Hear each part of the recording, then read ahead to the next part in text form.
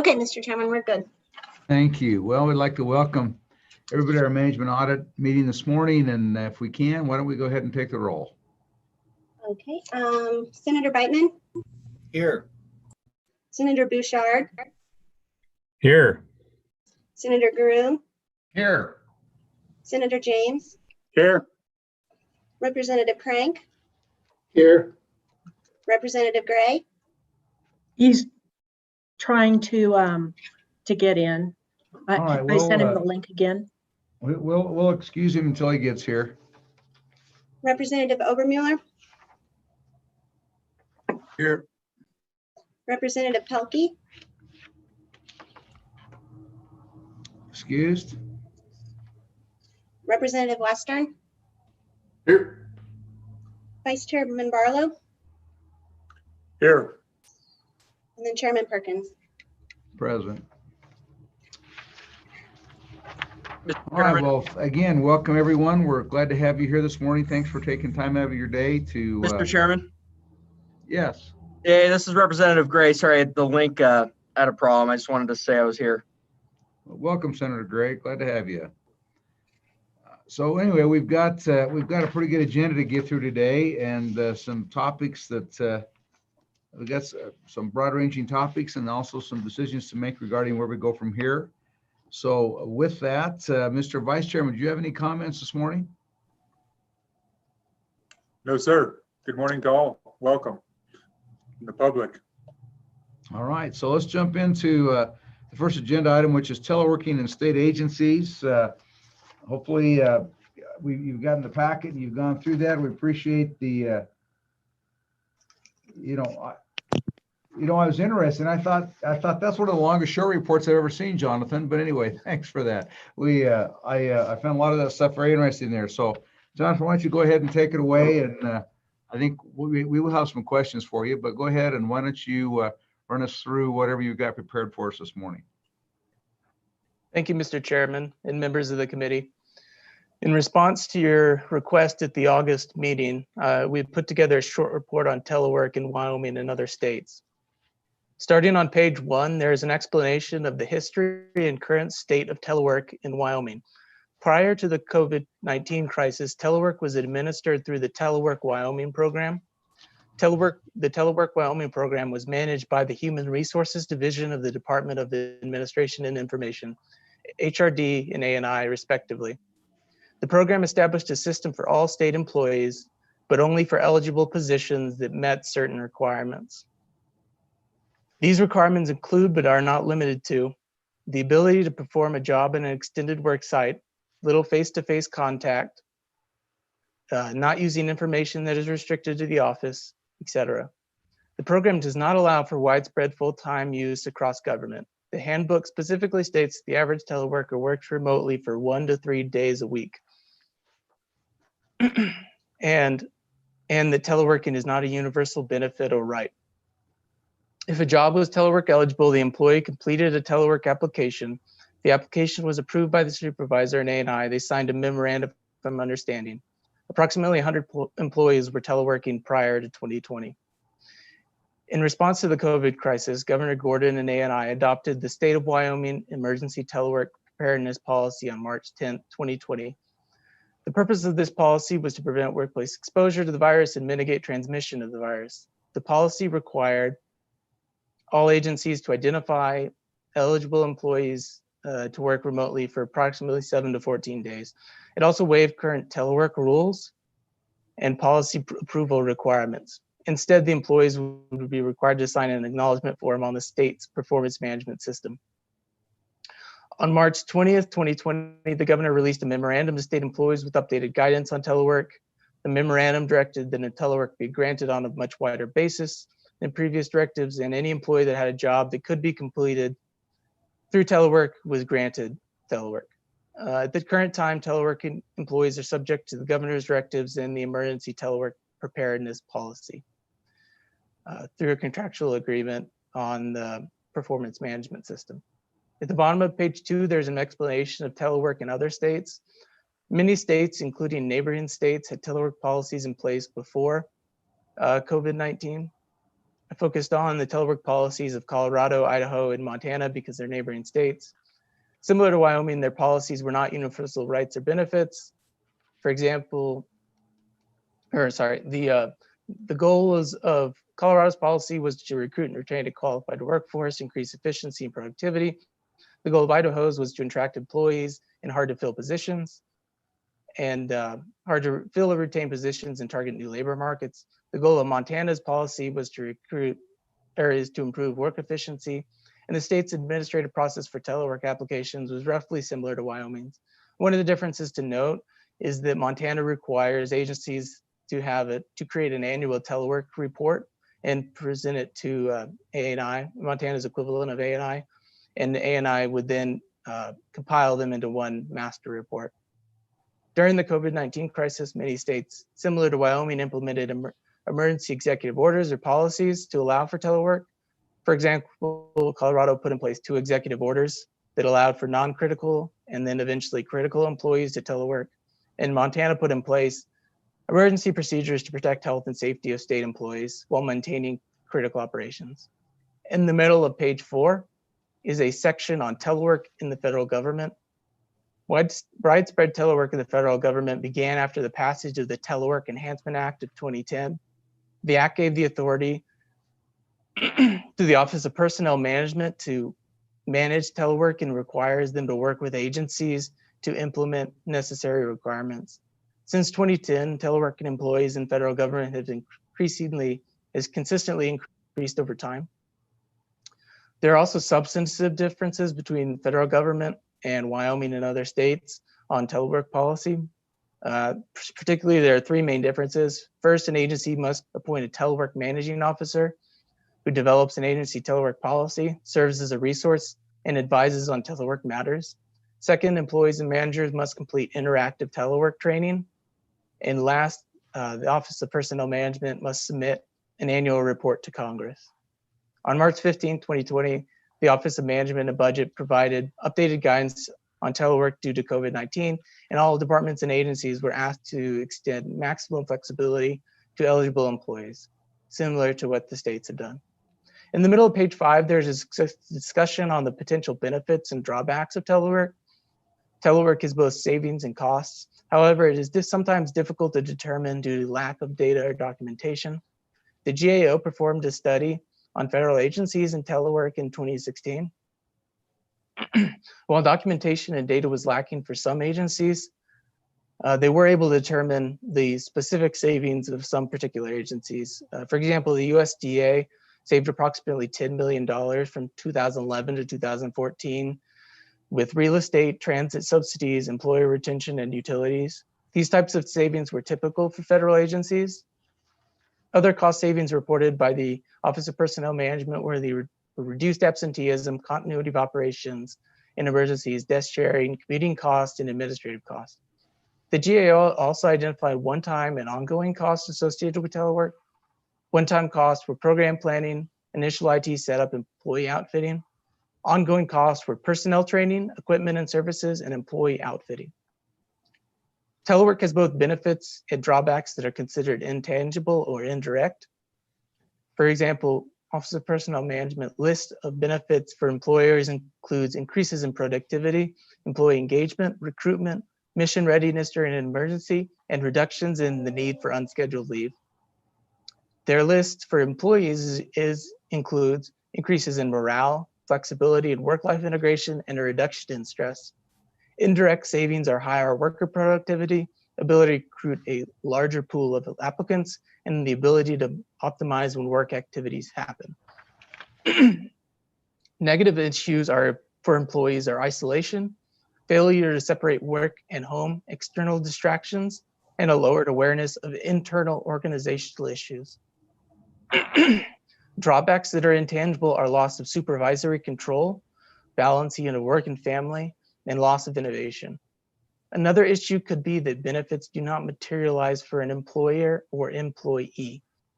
The difficulty with telework is that purported benefits are not always found in studies and analyses.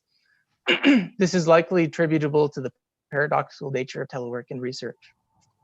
On page 7 is the discussion of the current nature of telework in Wyoming state agencies. At the request of the governor, ANI performed a survey of teleworking employees approximately 3 months after the COVID-19 crisis began. ANI explained that the state was able to continue business even when teleworking. The survey had approximately 4,475 responses, including 1,271 supervisors and 3,204 non-supervisors. The survey results were generally positive. Majority of respondents were satisfied with the quality of interaction with their team, believed that morale was better, were interested in teleworking in the future or full-time or part-time, and said that their experience with teleworking was the highest category available in the survey, which was good.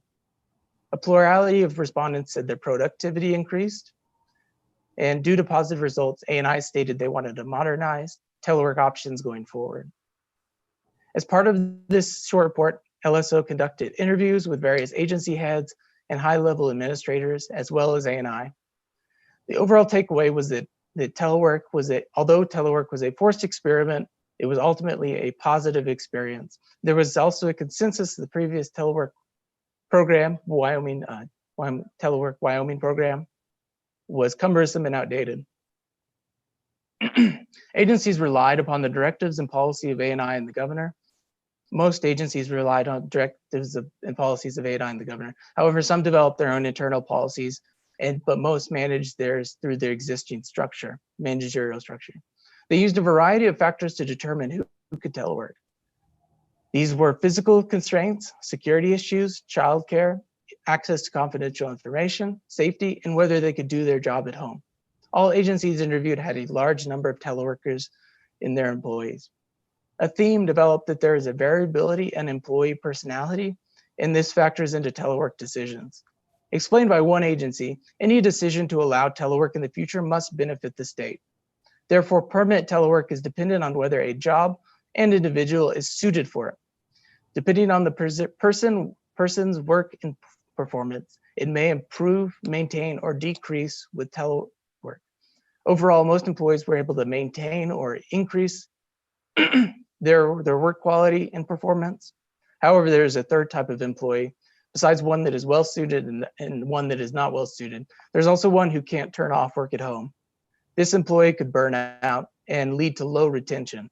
ANI estimated that approximately 40% of employees could be eligible and suited for telework going forward.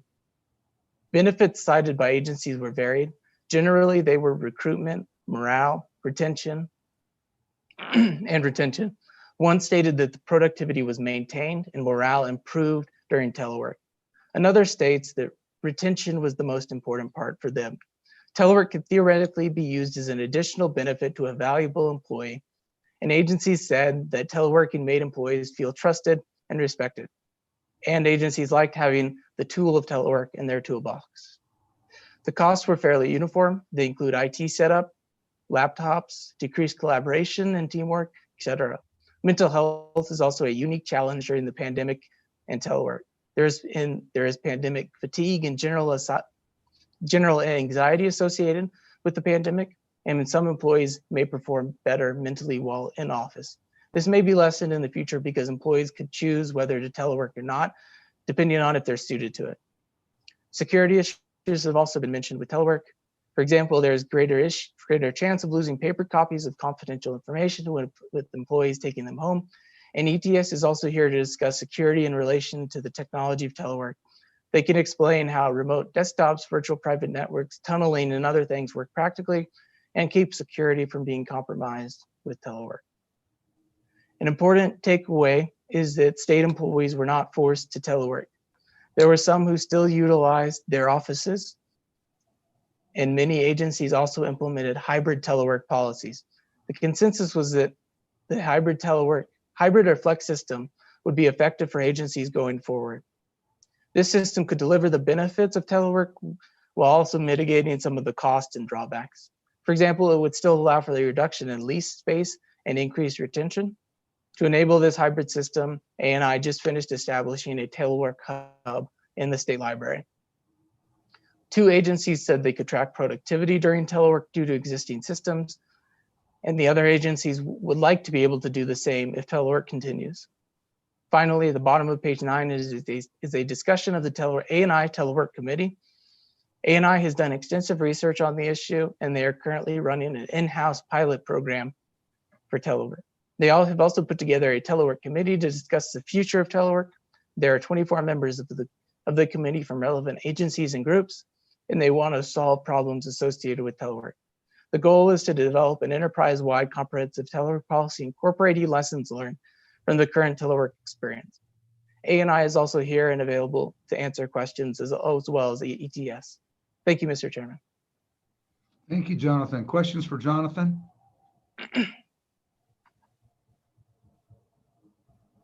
There appearing none. I think Director Bach, I think you're on. There you are. Hi, good morning, Director Bach. How are you this morning? I'm very well. How are you, Chairman? Just fine. You're coming through loud and clear. So anyway, thank you. Director, what do you have to add to our discussion about teleworking this morning? Thank you very much. My name is Tricia Bach. I am the Director of A&I.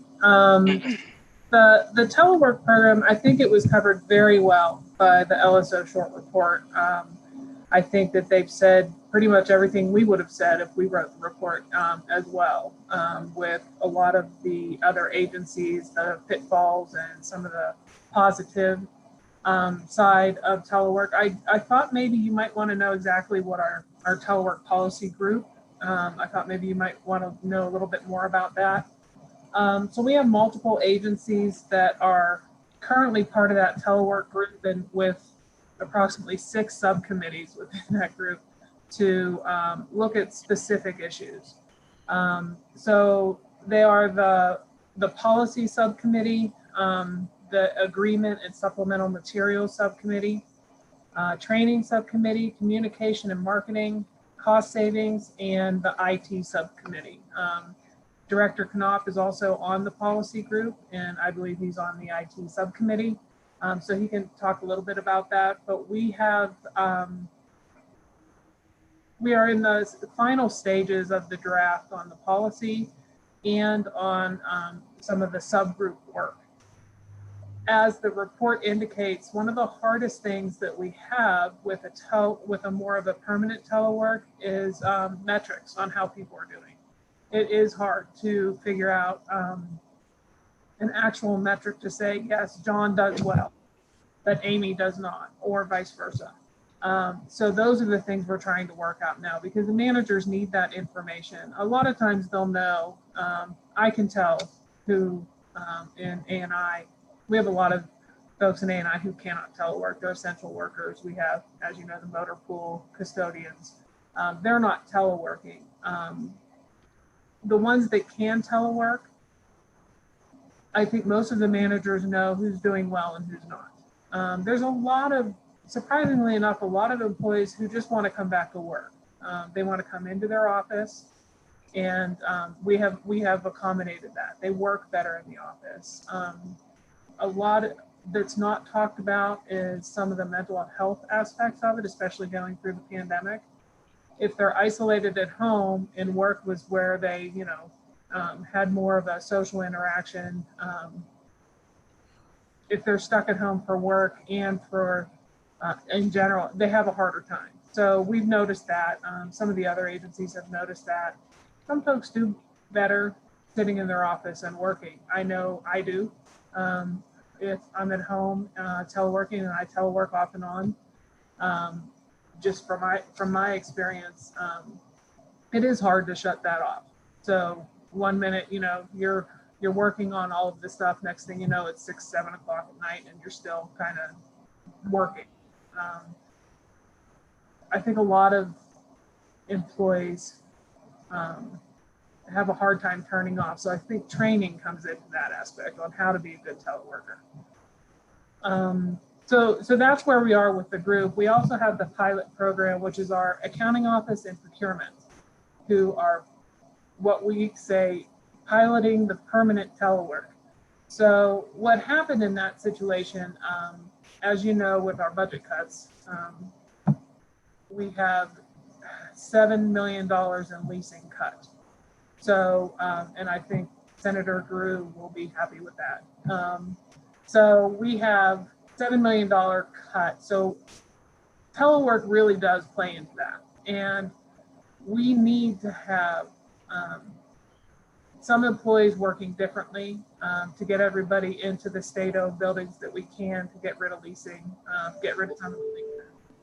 Obviously, a lot of those leases are going to be outside of Cheyenne, which pose a different problem. But if we can get folks to office share, that helps as well. So it's not like everybody has to telework permanently. But if you have somebody who's coming in Mondays and Wednesdays, another one Tuesday and Thursday, that is helpful. But you only have to have one desk for 2 people. So those are the things we're trying to work out. With the telework pilot in ANI, we basically what we did was allow employees, if their desk, they didn't have a good desk at home or they didn't have a good setup, they were able to purchase their desk themselves. The reason we allowed that is because Surplus doesn't need any more desks.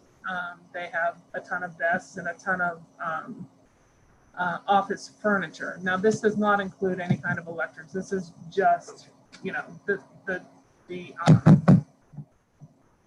desks, the bookshelves, and things like that. And they purchased those for fairly inexpensively, what we would sell them at Surplus. And those offices are now empty. So what we are preparing for is moving folks into these areas, maybe that from other agencies out of lease space. We have not done that yet, obviously, because this is just a pilot. We're going to see if it works. If it doesn't work, they have to come back. So those are the things that we're working on right now. They've been out for about a month and a half, 2 months. And Rory Horsley, who is the Chief Financial Officer, is here if you have any questions specifically on the pilot that ANI is doing, to answer some of your questions on the things that are going well and maybe some of the things that she's noticed that we need to work on. One of the biggest issues I think Gordon Knopf will talk about as well is the phones. The phones pose a problem. The last thing we want to do is buy phones for everybody, cell phones for everybody. That's not going to be cost effective.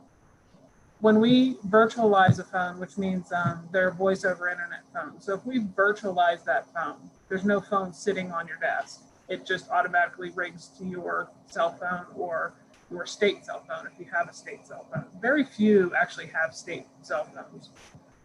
So if it goes to your personal phone, we're trying to determine if that is going to be a problem for public records requests, subpoenas on phone records. So that is one area we are trying to work out, and we're working with other states on how they're doing it. I think everybody's having that problem. So those are the just a few things that I wanted to touch on, but I can stand for any questions that you have. Thank you. Members, questions for Director Rock? Representative Gray. Thank you, Mr. Chairman. So what percentage currently of the state workforce would you say is currently under telework? President Peters, Representative Gray, I would say currently, and it fluctuates because some agencies are bringing people back, some are keeping them out. I would say we are somewhere around 40%, and I can look at Aaron Williams, who might have a better answer. Members of the committee, I would agree with Director Bach. I believe we have approximately 40% of our employees teleworking. They're not teleworking full time. However, most agencies are doing a rotational where employees are in the office. I'm having trouble picking you up. Sorry, we had a problem with our conference room, so we're stuck here. Sorry, Chairman Perkins. I would agree with Director Bach. I believe we probably have about 40% of state employees out teleworking.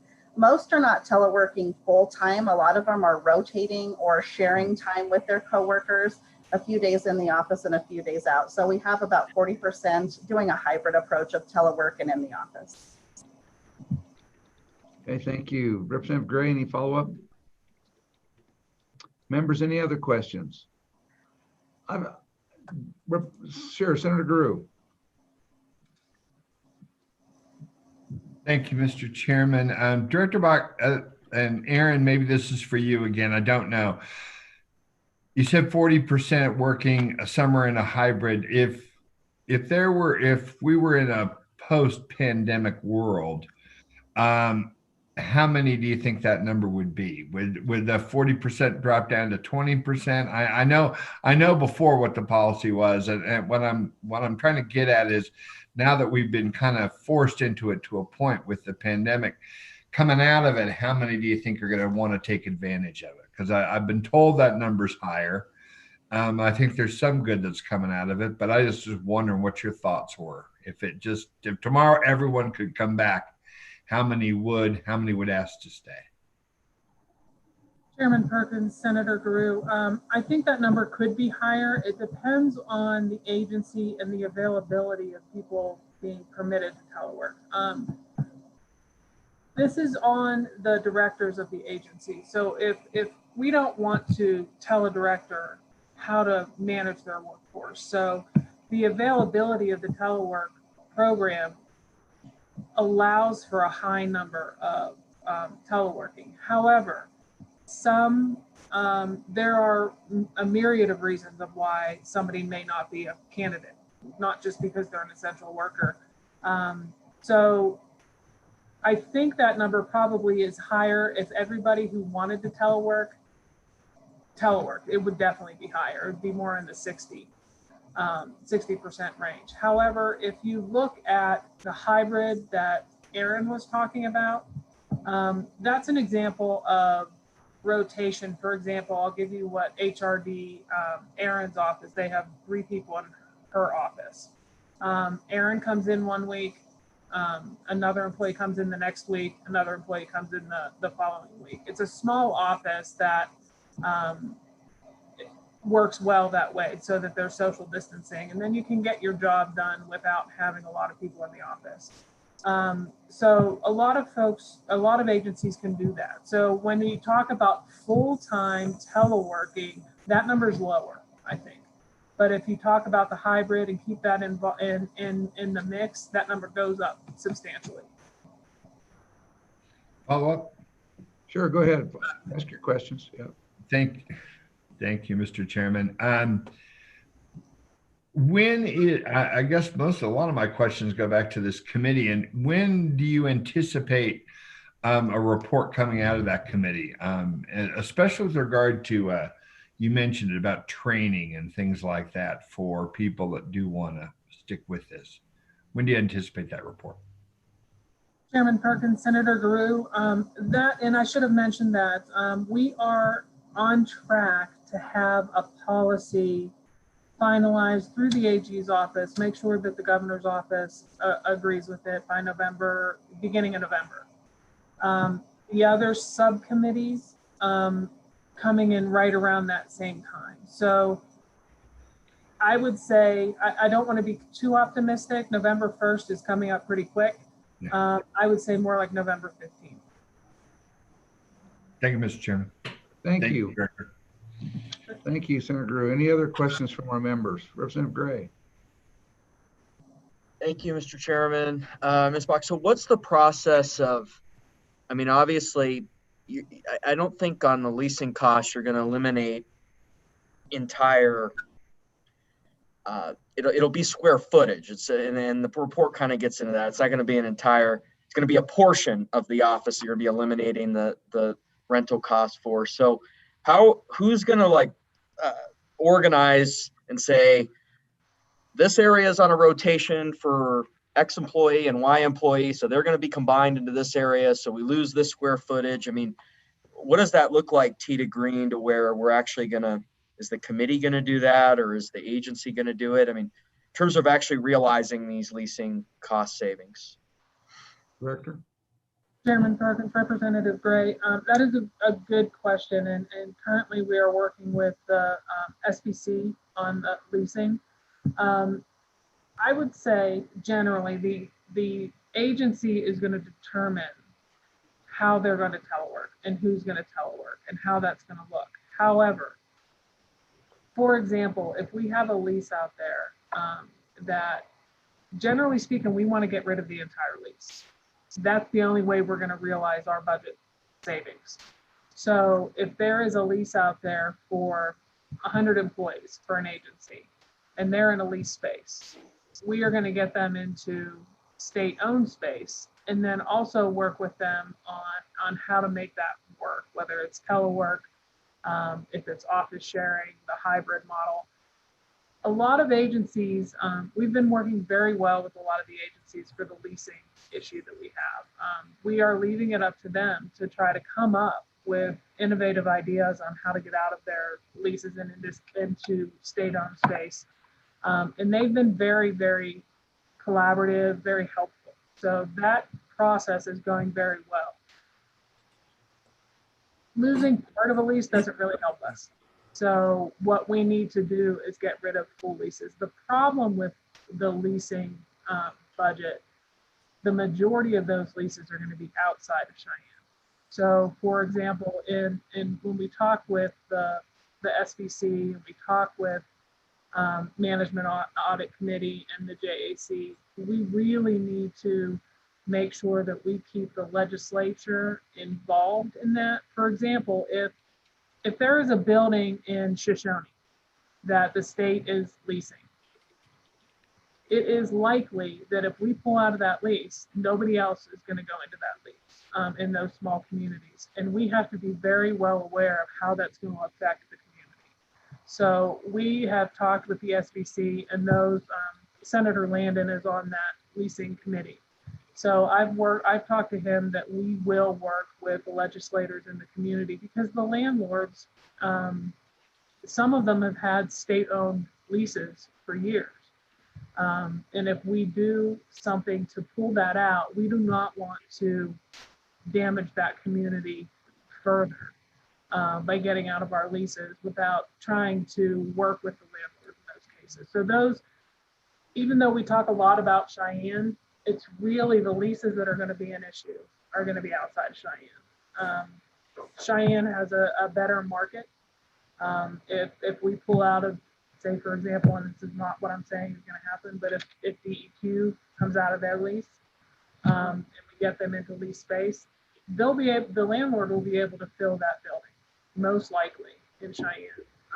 Like I said, in Shoshone, it is unlikely that that's going to be as easy for that building. So I keep calling it a game of Tetris when we talk about leasing. So being able to get square footage out of state-owned space. So for example, Hey, I'm here with the legislator, so I'm gonna have to drop it any minute. Oh, sorry, Gordon, you're not, there you go. So state-owned space is where we want to do the partial. So if we can get the accounting office and another office out of the building, we can bring somebody else, like a board or a commission in to the Emerson. Or we can move people out of the Rogers building, for example, for ETS. There's still a couple folks over at the Rogers building, get them into the Emerson building, and then we have the entire basement of the Rogers building. So it's kind of like Tetris. So long story, long answer, I'm sorry, Representative Gray.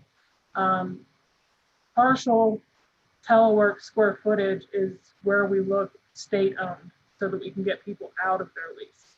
And that's kind of how we're looking at it. Hopefully that answered some of your questions. Okay, thank you. Any other follow-up, Representative Gray? Thank you. Director Knopp, I think, jumped in there for a second. I think he just told us he had to leave for a little bit. Director, are you there? I am. Sorry about that. I thought I was on mute and I had a phone call come in. Okay. Well, we're glad to have you. I do have, Director, do you have any, we're going to have you both on, and I've got some questions that I don't know which either one, I don't know whether they're the best answered by A&I or your department, Director Knopp, but welcome. Why don't we give you a minute to jump in, and if you have any preliminary comments before we continue to ask questions? The only thing I would add is that I think the work of the committee that Director Bach mentioned that's working on a long-term telework policy is going to address some of the shortfalls that we've identified and that Mr. Sandoval identified in his report. And to that end, I'm sort of pleased with the work of the committee along those lines. Aside from that, I don't have anything to add. Thank you, Director. I've got some questions, and maybe some of the other members will have more questions after I go through some of mine. But one of the first questions I had as we talked about this, I mean, we have in the policy, and I'm assuming that you'll have that going forward, that you're not trying to create a right to, it's not an employee right to work at home. Ultimately, it's kind of a matter of employer convenience, employer productivity, and a number of those issues, which I'll get. But have you talked about the fact that we don't say it as a right I don't know that it necessarily means that it's not a right. For example, under the ADA, the Americans with Disabilities Act, I mean, whether we say it's a right or not, is there a way that we can be forced into offering telework as a reasonable accommodation for a disability? Have we talked about that? Chairman Perkins, that is something that we will run through the AG's office. Although I am an attorney, I wouldn't want to say one way or the other. In some cases, it could be an accommodation, but not a right. You could accommodate somebody in that way. I do not think you have to. I think that could be over and above for the ADA, but that's something that the AG's office will work through our policy to make sure that it is outlined very well and get some opinion from them on whether they think this could in some way be an issue like you're talking about. So the AG's office will be reviewing all of our policies, just like they do with our personnel rules, to make sure that we're not inadvertently creating a right for an employee. Our intent is to absolutely not have a right. One of the issues, I'm sure you're aware, there are people who do not telework well. It's less than you would think, but when they call down to HRD and say, we're having a trouble with this employee, and the answer is always bring them back. They don't have a right to telework, and things usually change pretty dramatically when you bring them back. So those are the things that we're working out with agencies to understand that you don't have to have everybody teleworking in the same pod. If one person is good at it, that's great. They can telework. If one is not, they need to come back in the office. So the AG's office will work through that, and I'll make sure that they note that your question on that with the right. Another issue that I had as I read this, I became a little bit concerned about was data security. I mean, as we increase access points that are outside of our government offices and outside, how do we approach that to make sure that one, you have the employees who are teleworking have the access they need, but at the same time that we're having the adequate security, and not just for data breaches, but that you're capturing the data that's maybe being done remotely at that employee's site. How are we accomplishing that so that the work product or the work that's being done remotely, we at the same time we have access to that if we need it, because sometimes that employee, or just that the data is not lost if that laptop is lost or something happens otherwise with the work that's done offsite. Mr. Perkins, good, Mr. Chairman, good question. And committee, thank you for the opportunity to speak to that. There's multiple layers of security so let me speak pre-pandemic, right? At that time, most of our security was set up to keep outsiders out and insiders in, right? And then we suddenly had to shift to where we put people outside and had them get back in. Well, because of all the layers of security that we put into place to keep the enterprise safe to start with, those are all checkpoints. And we had to carefully open up each checkpoint and provide the appropriate rights. So because of that process, the people who are working in a telework environment are in a secure environment. So let me give you a couple of examples to help with that. So if they were using their state laptop at their desk prior to COVID, and now they've taken their state laptop home, they still have the same securities on that laptop that they had in their desk. Now, however, they also have the added security of going through our state firewall And we do some checking on their credentials when they come in, and they're routed to only the areas that they have that they've been granted access to. So in that fashion, almost nothing has changed other than we now have the firewall that's statefully inspecting things as they go back and forth across that.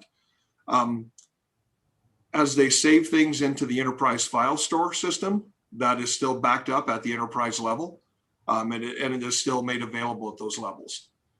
There is still the same risk that there would have been if an employee was at their desk or at their home if they did not follow the appropriate procedures. And that's where our training and expectation comes in, that they behave the same way at home as they did in the office, right? We're asking them not to copy something to a jump drive and then take it somewhere else. Just like we expect that in the office, we'd expect that in their home. So does that help address the question you were seeking, or did I miss the point? No, I appreciate that. I figured you guys would be on top of it, but it was just a question that I had.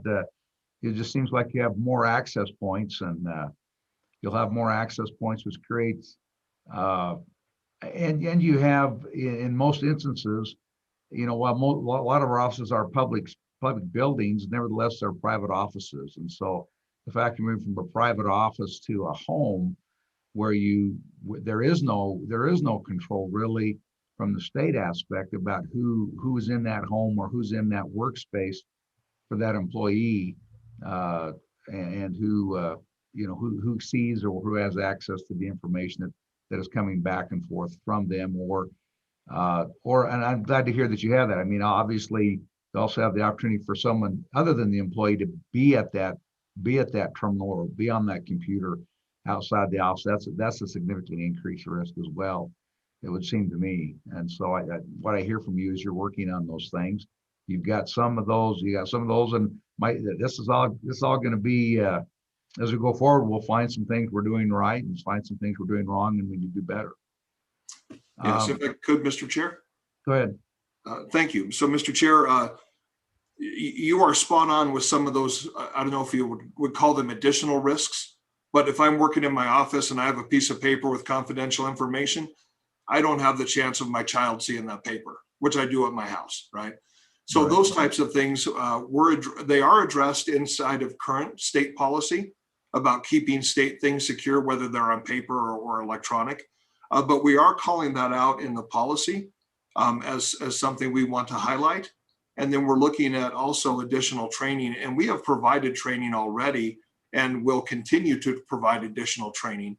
And that is one area when the pandemic hit, we did increase a couple of our layers of security to more frequently check and scan the electronic side of the world, but also provide improved security awareness for our staff, which includes ideas of working at home that you just called out, because our staff might not put that together, right? They're panicked, they're heading home. They might not realize that leaving that stack of papers there at night is a bad thing.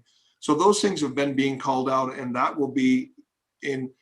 awareness will be enhanced as we move forward with the new policy. Okay, thank you. Another question I had was, as you've gone through this, between Director Knopp and Director Bach, how much have you seen some kind of telecommuting fatigue where, you know, initially it was like a shiny new toy and would try this out, and ultimately as you do it, it's like, you know, the telecommuting is not all it's cracked up to be. Have we seen some of that, or have we experienced some of that? I'm assuming we have. I'm looking at your grins. I'll let Director Bach speak first. Chairman Perkins, I think that we've seen both. We've seen fatigue, absolutely. We've also seen folks who were reluctant to go out, that were required to go out under the emergency telework to determine that, you know what, they actually are good at it and they do well. So it's kind of gone both ways, but there is fatigue, and for some folks. I don't have a percentage because we haven't followed up our survey from 2 months ago, 3 months ago.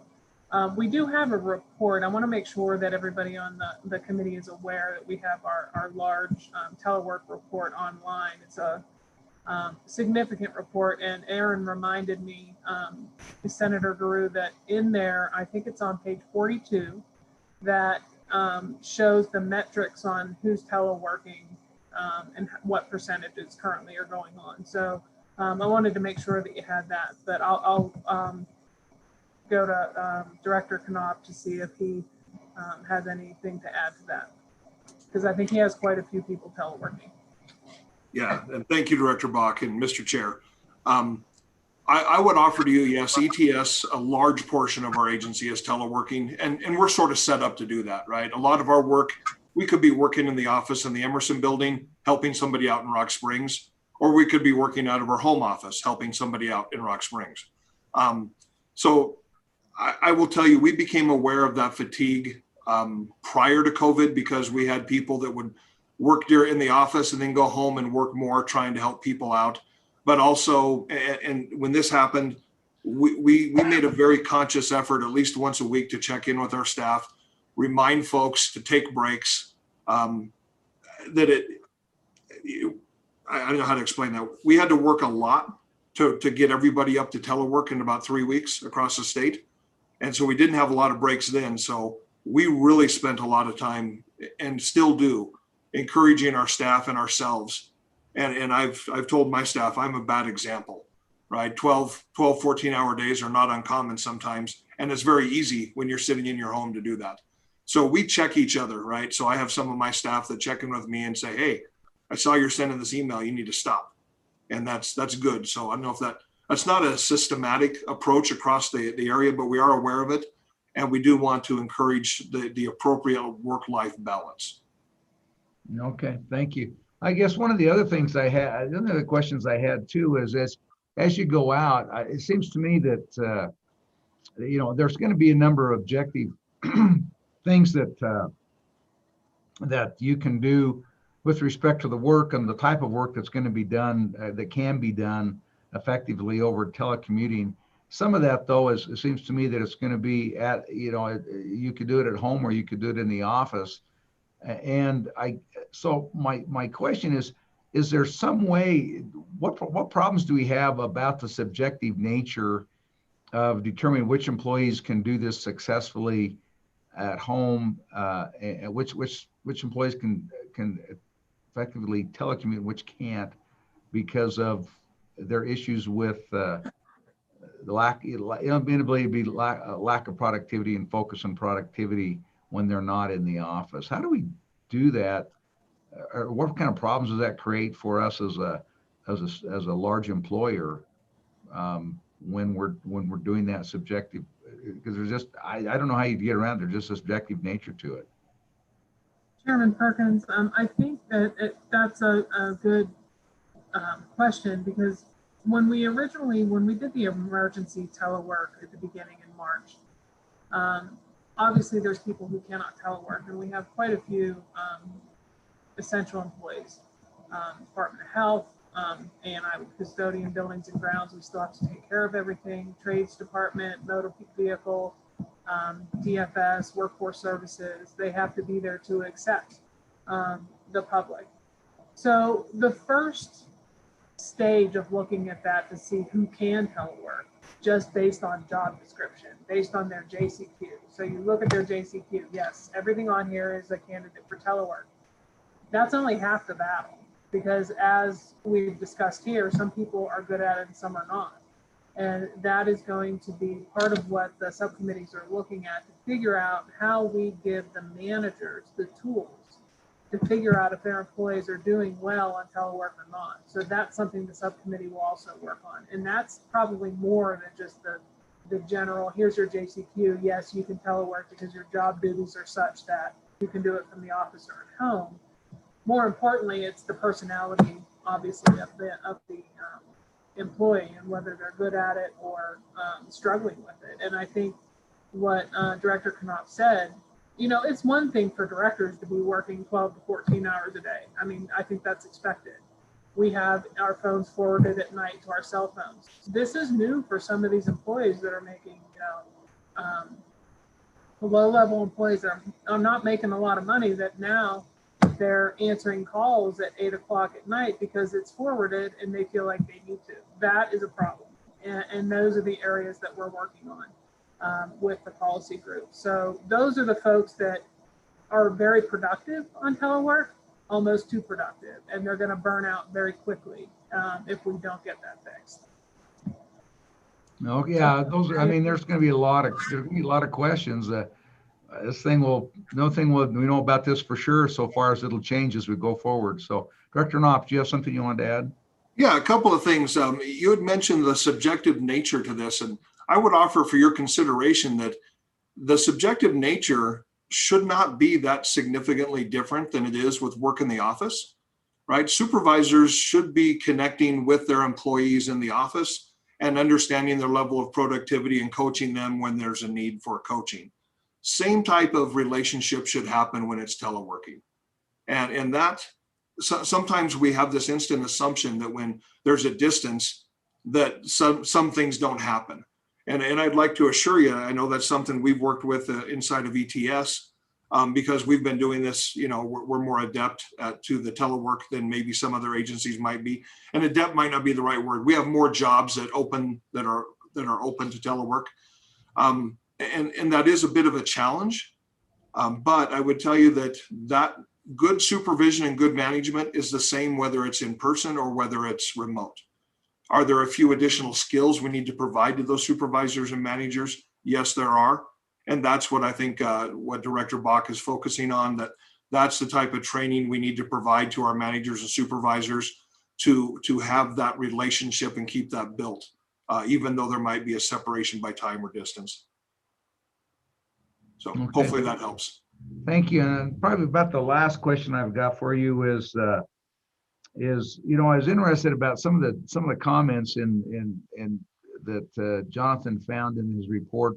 Most of them came out of the Office of Personnel Management in the federal system. But when you look at the opportunities for a job market, the labor market, you have this increased capacity. You know, if people can truly telework, you have this increased capacity so that you don't necessarily have to be in Cheyenne to, you know, for where in the past you might have had to be in Cheyenne to work for the state government. You may not be able to have to do that now. But that also extends to, you know, obviously you know, as you go about teleworking, you know, we do have some ability to encourage before teleworking that employees at least be residents of the state of Wyoming. Wasn't mandatory, but oftentimes, you know, it was some. But now with telework, that creates another dynamic. And I'm just wondering, what are some of the impressions you've had on your committee or from your positions of directors in managing this forced teleworking that we went into? What do you see there? Do you have any concerns or issues that you think you're looking at and you think we ought to make sure we're aware of as well in that regard? Chairman Perkins, that is something that the committee is actually working on too. We have certain areas in the state have the ability, or you can call it two different ways, having people come up from Fort Collins that maybe work as for state government. I think that it's a difficult situation. In my preference, personally, my preference is that you have Wyoming employees. But with opening up telework, that is going to be more of an issue. And I think we need to have a discussion with the governor's office, probably a little more with the legislature, to determine how we are going to handle that. There are always some folks that are outside of the state of Wyoming that are working for Wyoming state government. That's just how it lends itself. I remember a time when the AG's office put, it was about 5 years ago, that they decided that they wanted people to be within a certain radius of Cheyenne, and it did not include Fort Collins. So there was a lot of angst for some of the attorneys that worked for the AG's office that commuted. So I think that's a bigger a bigger issue. The committee's looking at it, but we'll probably bring that in front of the governor and possibly in front of the legislature on the thoughts on that. I think the governor probably has some thoughts on that I think we need to get from him. Okay, thank you. Anyway, I appreciate that. You know, just like I say, this the only thing we know. The only thing I know for sure about this so far is it's not going to look. It's going to be different in a year from now than it is right now. Right. You know, it was. We learned a lot of things in the last 6-7 months, and you know, and some of the things we thought we learned, you know, will turn out way different in the next 6 or 7 months. So, you know, we'll see what happens. I know we're struggling with that at LSO, and everybody's trying to work on this together. We've all got some of those same problems, and we'll see how this works out going forward. Members, anything else on this topic? Any other questions on this topic, Jonathan or Director or Director Knopp or Director Bach? Chairman Perkins, the only thing I would add is, and Aaron reminded me that the committee is looking at hard to recruit positions being allowed to go outside. So she reminded me of that. I just wanted to make sure that was clear. Right. You're right. And that's, you know, yeah, I mean, we know about that. And we'll see how that all works out. But thank you for that.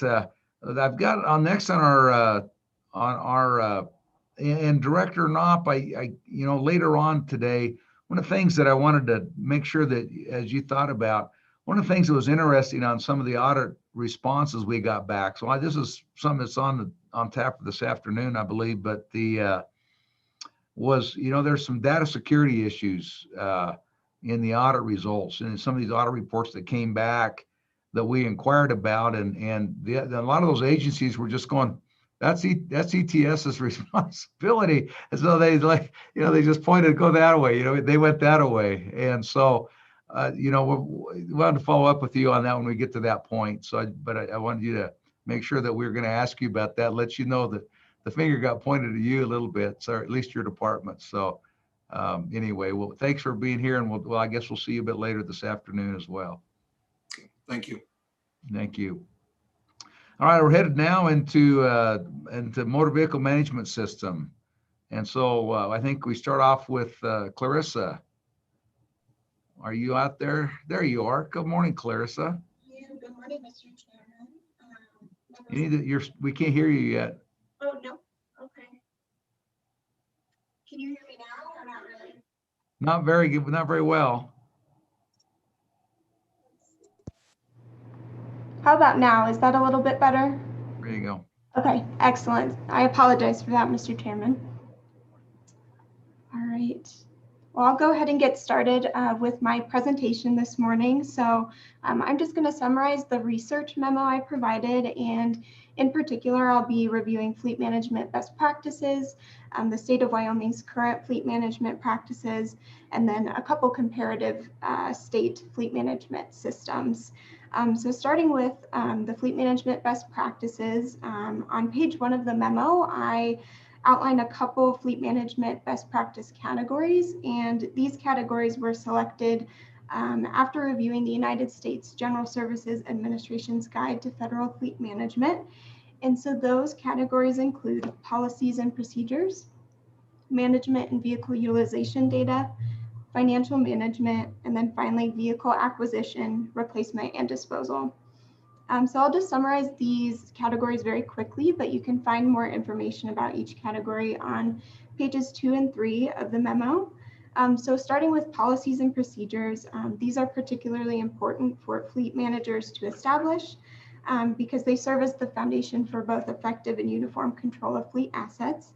And then in addition to reviewing the United States General Services Administration's Guide to Federal Fleet Management, I also looked at an industry leader, which was Mercury Associates Incorporated, and they agree that policies and procedures are necessary for both institutionalizing knowledge as well as sustaining practices regardless of employee turnover. And then for management and vehicle utilization data, this involves the implementation of a fleet management information system. And this information system typically gathers vehicle use and cost data that's used for fleet management decision making. So vehicle utilization data is typically gathered using a system called telematics, and it's a GPS fleet tracking system that typically includes a couple components such as a GPS receiver, SIM card, and then an internet modem, which facilitates the transfer of data from the vehicle to the fleet management software portal. And then just based on this vehicle utilization data, fleet managers can adjust fleet size, which really in turn increases efficiency and the effectiveness of the program. And so for financial management best practices, this includes assessing both direct and indirect costs. And again, this is typically done through an electronic financial management system. And then finally, for vehicle acquisition, replacement, and disposal, the primary objective of this best practice is to maximize the utility of state-owned vehicles and ensure that they're cost-effective in terms of maintenance and repairs. And then you also want to receive the greatest profit from disposing of or selling vehicles. And then moving on to Wyoming's current fleet management practices. So ANI's Motor Vehicle Management System Division manages 1,108 state-owned vehicles, and 87 of those are in a shared pool for state agency use. And so on average, state vehicles travel approximately 11 million miles per year, and then they traveled 13 million miles in 2019. And then for MVMS's policies and procedures, they have their driver's manual and then their vehicle use policy as well. And so both of these documents just ensure that state-owned vehicles are used appropriately. And then they also include information about safety procedures and maintenance requirements.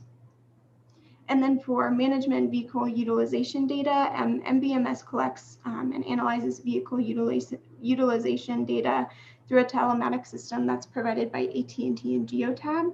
And so they first implemented telematics in 2015 through Verizon, and then in 2018, they transitioned to AT&T and Geotab. And a couple notable changes have occurred since implementing the telematics system. So they changed their billing from a flat fee per month now to accurate charges for actual miles driven. And then after implementing the system in combination with budget adjustments as well, MVMS has reduced the state fleet size by 8.5%. And then for the financial management aspect, MVMS tracks direct costs through AssetWorks, which is an electronic information system, and they also track indirect costs as well. And then for vehicle acquisition, maintenance, and disposal, just to provide a little bit of background about this practice, in 2017, during the general session, the mileage requirement for state-owned vehicles was increased from 120,000 miles to 150,000 miles. And in January 2020, MVMS personnel determined that implementing a 100,000 mileage requirement would save the state approximately $10,000 per vehicle. And they completed this cost analysis using their own vehicle utilization and maintenance data. And so as a result, in July 2020, the mileage requirement for state-owned vehicles is at the 100,000 mileage threshold. But due to the shift in the mileage requirement, MVMS has a backlog of approximately 350 vehicles that are over 100,000 miles that need to be replaced. MVMS does not have a formal vehicle replacement plan in place, but they're in the process of developing that plan. And then moving on to COVID-19 impacts, as well as telework impacts. So initially, MVMS observed a pretty dramatic decrease in vehicle usage just because, as we have been discussing, a lot of state employees were teleworking. And just to provide a little bit of data here, in April 2020, vehicle usage was down 48% in comparison to April 2019. However, in recent months, MVMS has seen a gradual increase in vehicle usage. So in August 2020, vehicle usage was 22% lower than August 2019. And MVMS personnel expect to see a consistent increase of vehicle usage in the remaining months of this year. And then another area where MVMS encountered COVID-19 impacts is in the vehicle acquisition area. So COVID-19 really impacted the supply of new vehicles in terms of vehicle acquisition. So when considering those 350 vehicles that are over the 100,000 mileage threshold, they anticipate that it'll take 2 or 3 years or longer, just depending on COVID-19, to replace all those vehicles. And they do anticipate that they will need to replace those vehicles just to maintain the efficiency and effectiveness of the fleet. They do say, however, once the COVID-19 situation stabilizes and they can assess how many folks are teleworking, they do predict that they will need to reduce the fleet size to reflect lower usage, but they'll just continue to monitor their usage until a new baseline is established. And then moving on to the comparator states. So in general, the 5 comparator states I looked at followed fleet management best practices, and they were also relatively similar to Wyoming. However, I wanted to highlight a couple of key differences. The first one being that for all of the comparator states, their own individual agencies had their own vehicle coordinator who assessed their agency needs. And then they coordinated that with an overall or a state fleet manager. And so Wyoming is different in that MVMS has centralized authority of managing state-owned vehicles, except for a couple of state agencies, including WYDOT, Game and Fish, and the University of Wyoming. But typically those state fleet managers for the comparator states develop fleet policies, recommended practices, and then they also convey the fleet status to their respective state legislature. And then the second difference involves the use of a fleet management council or committee. This occurred both in Colorado and Missouri. And in Missouri, the council was the result of a state audit on their fleet management system. And then the third significant difference I wanted to highlight was the state of Utah's partnership with Enterprise Fleet Management Services. So their on-demand motor pool is offered through Enterprise, and so they have rental cars available at 6 different state locations to meet state agency needs for short-term rentals. And then finally, for fleet management information systems, so all 5 of the comparator states used fleet management information systems to track direct and indirect costs. And some states such as Ohio and Utah use the same system that Wyoming does, AssetWorks. And then the major difference here is while some states elect to maintain an electronic information system, others are statutorily mandated to do so, and those states include Texas and Utah. So overall, states have an electronic information system to make data-informed fleet management decisions. So that concludes my presentation, and I'll stand for any questions you have. Thank you, Clarissa. Questions for Clarissa, members? Any questions? Representative Pelkey, welcome. Glad to see you. Senator James. Thank you, Mr. Chairman. Are all these vehicles for business use only, or are people and personnel allowed to take these vehicles home and use them for personal use? Mr. Chairman, Senator James, I will probably defer to Director Bach on this. I'm not entirely sure if state agencies take or allow employees to take those vehicles home. Thank you. So Director Bach. Did you hear the question? I did. Sorry, I didn't realize I was not muted. Chairman and Senator James, generally, no, it's not allowed for personal use. You're not allowed to have anybody in the vehicle that is not a state employee unless there is an exception. Sometimes there is an exception. For example, if somebody is going to a state function and they want to bring their wife, they might write in and ask for a state exception. For example, to a benefit that they're speaking at over at UW, and their wife or husband wants to go with them, they have to get an exception from motor vehicle pool to allow somebody in the vehicle that's not a state employee. People generally are allowed to take a vehicle home. For example, if I'm going to a conference the next morning and driving to Denver, I might have the vehicle at my house that night, overnight, but it is not allowed for personal use. Go ahead, Senator James.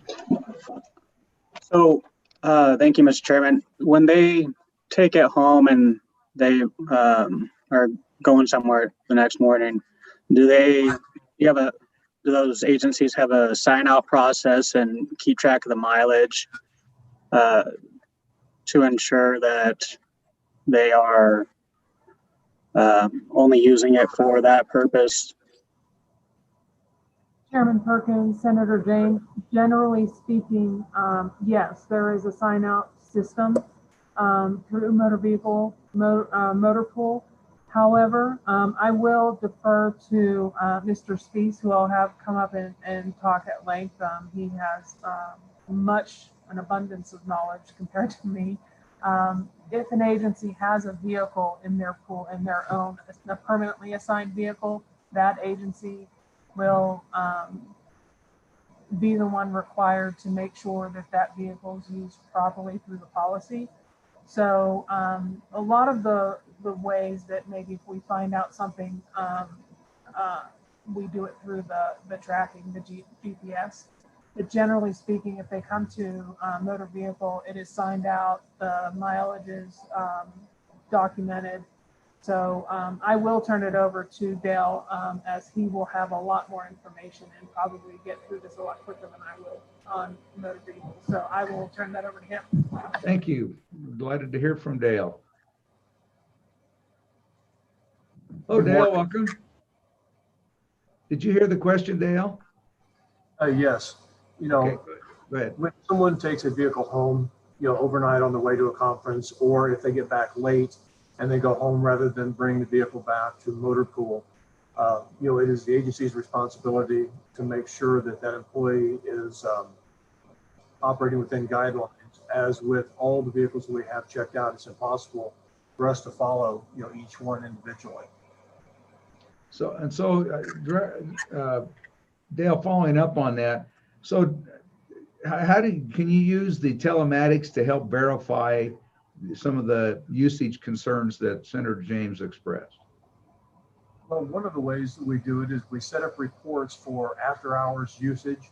So if someone is operating vehicles outside of normal hours, there's a report that we can refer to.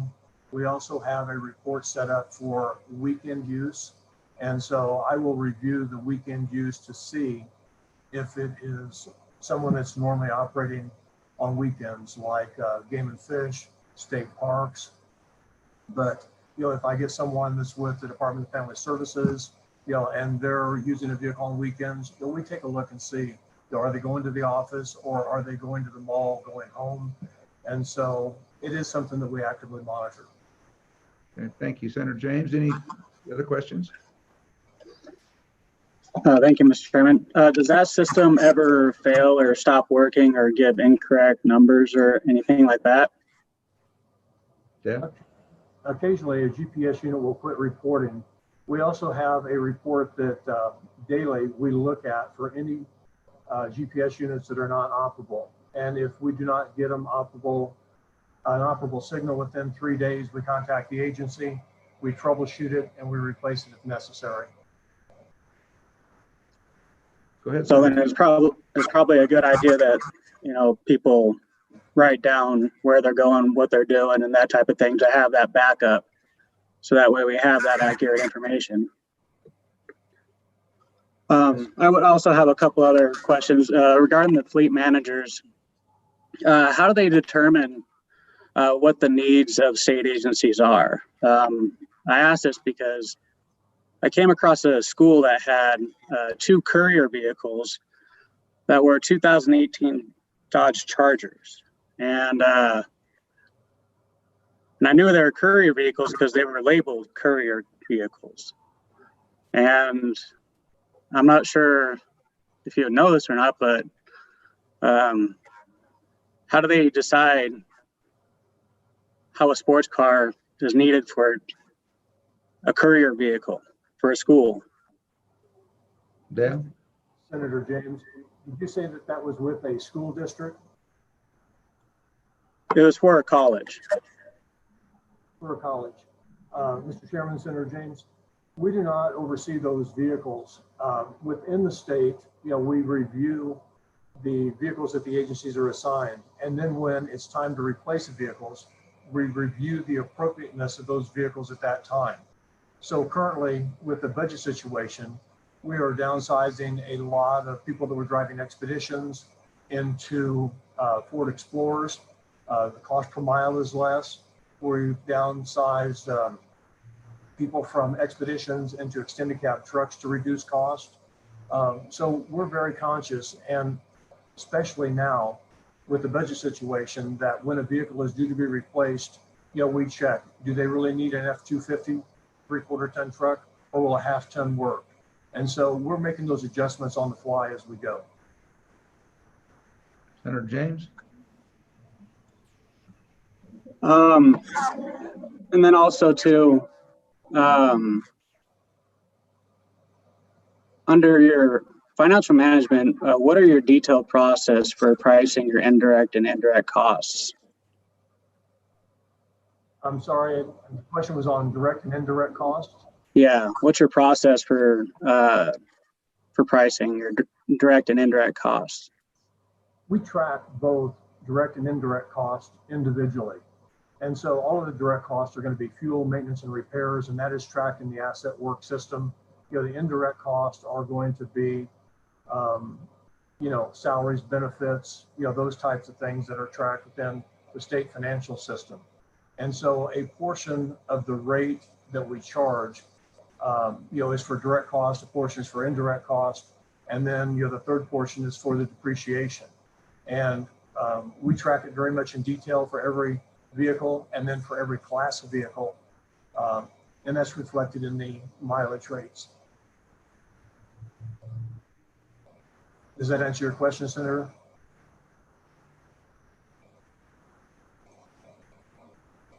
Anything else, Senator James? If anyone else wants to jump in before, I have a few more questions. So if anyone else wants to jump in, have at it. Go ahead and ask your questions. Okay. So if for preventative maintenance, if an agency doesn't do it on time, that causes a lot of extra wear and tear on your vehicles. And that's probably why state agency vehicles need to be replaced at 100,000 miles. Because when it comes to my vehicles, I know they last a lot longer than 100,000, 150,000 miles. So what happens when the state agencies aren't doing their preventative maintenance, like oil changes and brake replacements and that kind of stuff? What happens when they aren't doing it on schedule? Do you come and get them, or do you call the agency, or like how is that kept track and how are they notified? Mr. Chairman, Senator James, we use the Asset Works system to track maintenance, fuel, and repairs.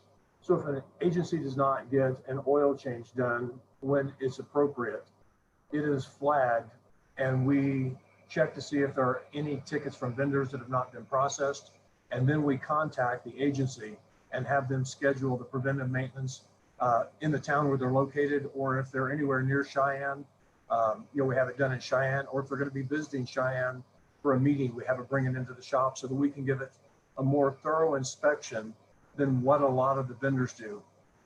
They do take cars into, oil change facilities, and most of those do not inspect, the tires, the suspension.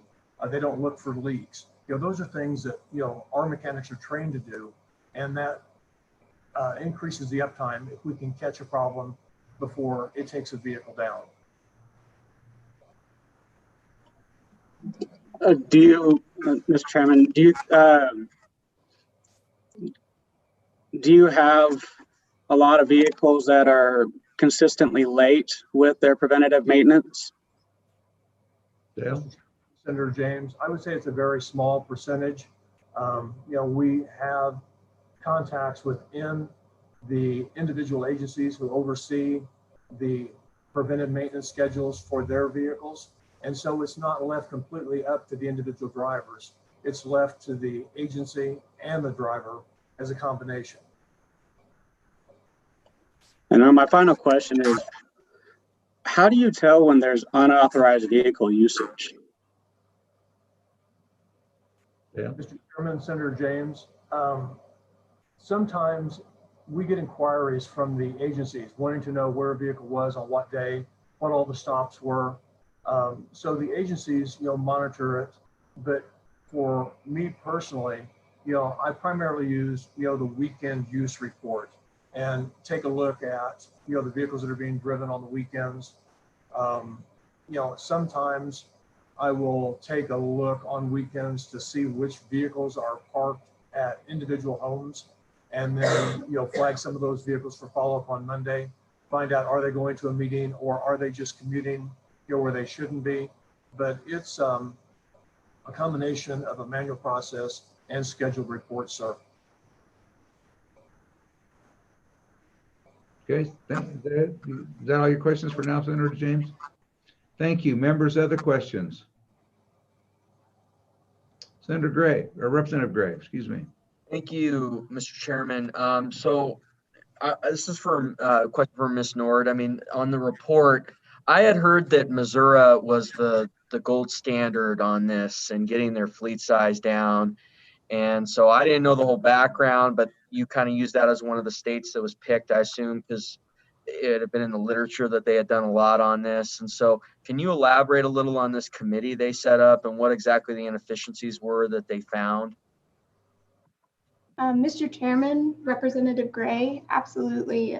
You're correct that Missouri is a great example of reducing their fleet and also using this task force to kind of find some of those inefficiencies. And I do have an overview of their task force activities here.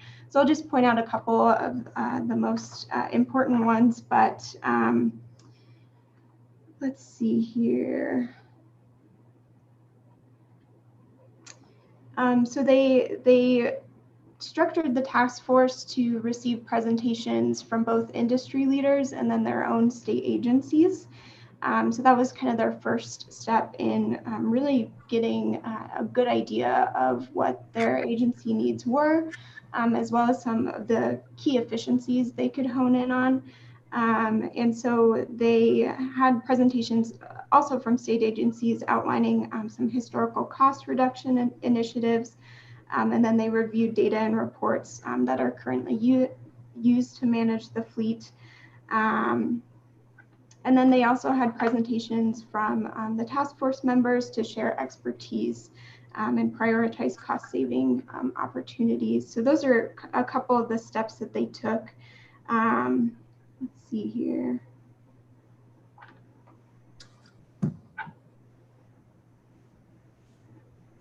Yeah, so I'm not sure if that effectively answered your question, Representative Gray, but they just took a number of steps to hone in on some of those efficiencies, and this task force was created in response to a state audit that was completed. So yeah, Missouri is a great example of increasing those efficiencies. Thank you. Representative Gray? Yeah, thanks, Mr. Chairman. But do you know if it was, I think it was created by the governor. Am I wrong on that, or is it legislatively created? Yeah, let me double check here. And then while you're looking for that, I have a question for the appropriations folks on the committee. I guess that's just Senator Guru, but I mean, how is appropriations talked about actualizing some savings? I mean, I think there's a 40% reduction they're saying, and I think that includes this 20% increase over the last few months. Is appropriations talked about getting some actual savings here, realizing some savings? Senator Guru. Thank you, Mr. Chairman. Representative Gray, we in the last budget session, I think we talked about overall reductions with regard to fleet maintenance from fleet vehicles, and I think we also talked about it in this committee. As far as this year's budget and this year going forward, no, we have not. Maybe the governor has in his stuff, but we have not met to discuss things in specific. Okay. Okay, Clarissa, did you find what you were looking for?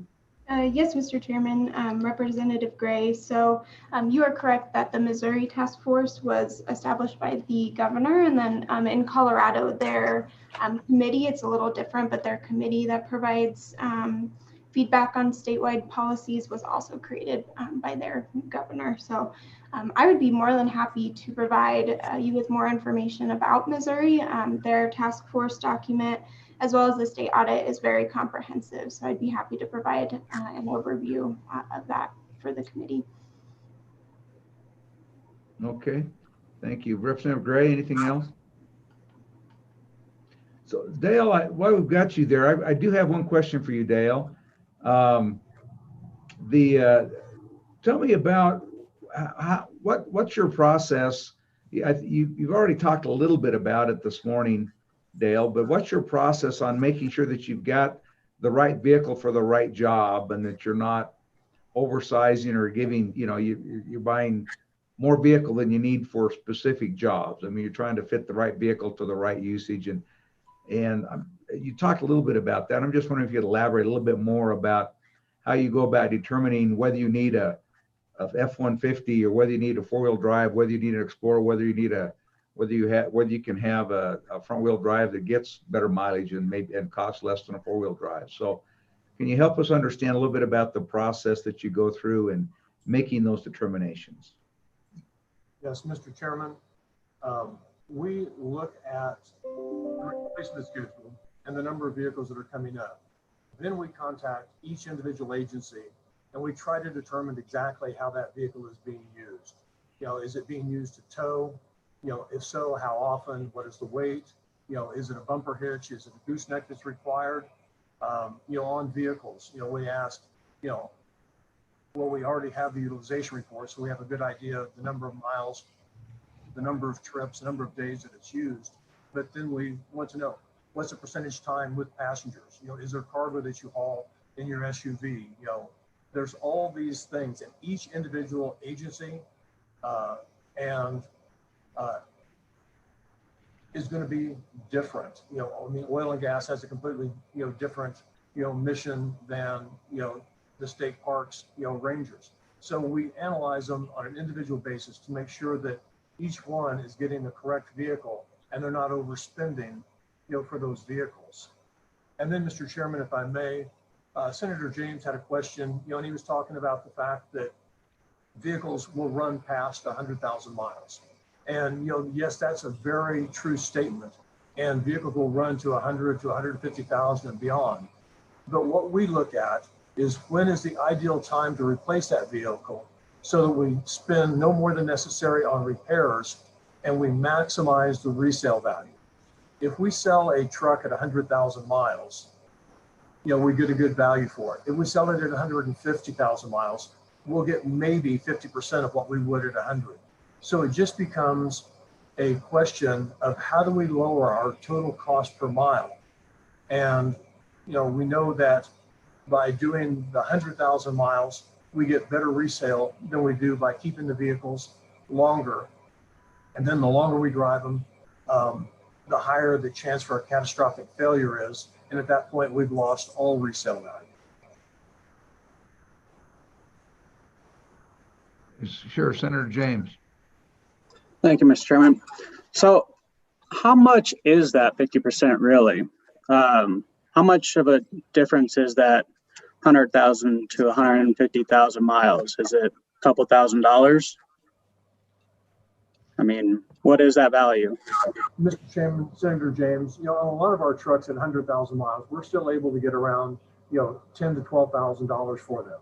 At 150,000 miles, we're getting, somewhere right around $5,000. So it's a substantial amount of money.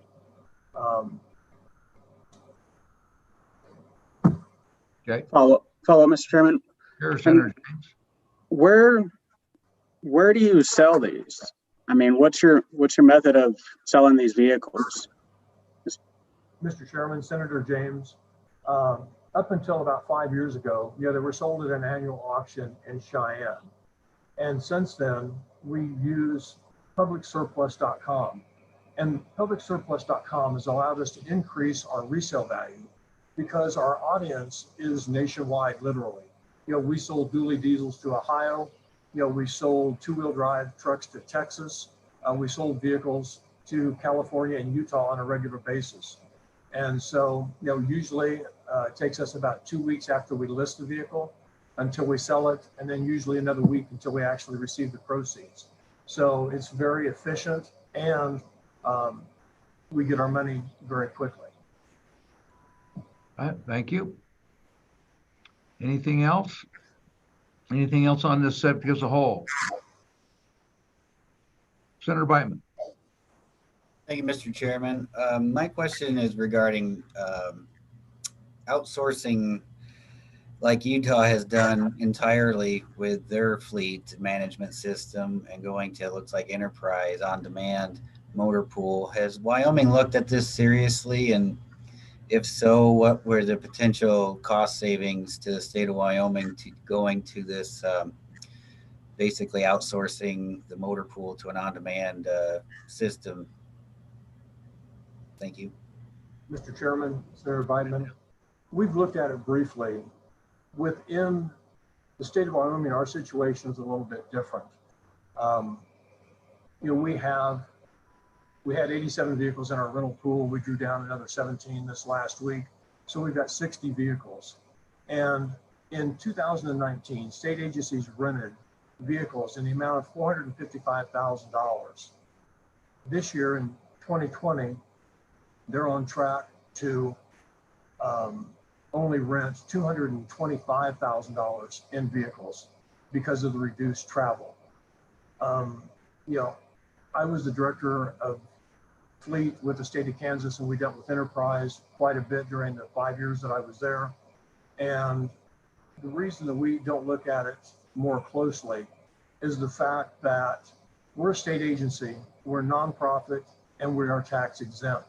And if we're running an efficient organization, there's no way that a for-profit, non-tax exempt agency can do the same thing for less.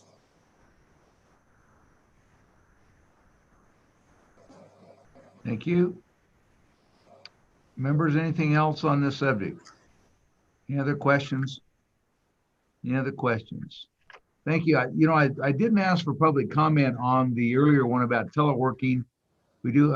So at this point, is there any public comment on either the motor vehicle management system or teleworking? Was there any public comment out there? Mr. Chairman, may I make one comment, please? Sure, go ahead, Dale. With the reduction of the number of people working in the office and the reduction in the number of miles driven, the MVMS section is looking at innovative ways for state agencies to do ride sharing, where now each individual agency is assigned a vehicle. For example, in Evanston, there's 53 vehicles. The majority of them are sitting in the parking lot of a mall building that the state uses as office space. And so I feel that we could reduce the number of vehicles by going with an online reservation system and having the employee just to be able to walk out, take their state ID badge, touch the card reader on the dash, get in the vehicle, take their trip, come back, touch the dash again to close out their trip. And, given the utilization numbers that we're looking at, we could probably reduce, 15 to 20 vehicles at that one location alone. And so we're beginning a pilot program to where we can analyze the software and the hardware. And the hardware is basically leveraging our current telematics system, because the devices to lock, unlock the car and read the cards all operate through the current telematics system. Okay, thank you. Thank you for information. And we didn't have any, I didn't see any public comment that we received this week. And Abby, if you're out there, we don't have anybody in a waiting room anywhere, do we, for public comment? Mr. Chairman, we did not receive any submissions for public comment. The one person that sent it in actually is unavailable today even, so we should be good to go. All right, thank you. Let's go ahead and move into the A&I update. We're a little bit ahead of schedule, but that's nice for a change. Thank you, Chairman Perkins. I can make a pretty quick update. ANI has a lot of initiatives going on right now. I think more than we've ever had at one time. So I think we went in depth on the HR consolidation. Last time, I don't think we need to get into anything more except to say it's continuing, and the interviews have been completed with all of the HR folks. And we are in the process now of organizing the organizational structure under HRD and how that's going to look, working with budget and making sure that the transfers all happen. So that's kind of where we are with the HR centralization. We talked at length about telework, so I won't go into that again. The Wyoming State Library was mentioned at the very beginning of the telework discussion. We have instituted a telework hub. That's part of the discussion on telework for folks that need to come into an office. For example, if they work in the Hirschler office and they're working on what we are calling, there's a term called hoteling or office share, cubicle share. If you know how the Hirschler looks, it's a lot of cubicles. That's difficult in a pandemic. We are working to get the tall cubicles in all of Hirschler cubicles instead of the short ones to help with that.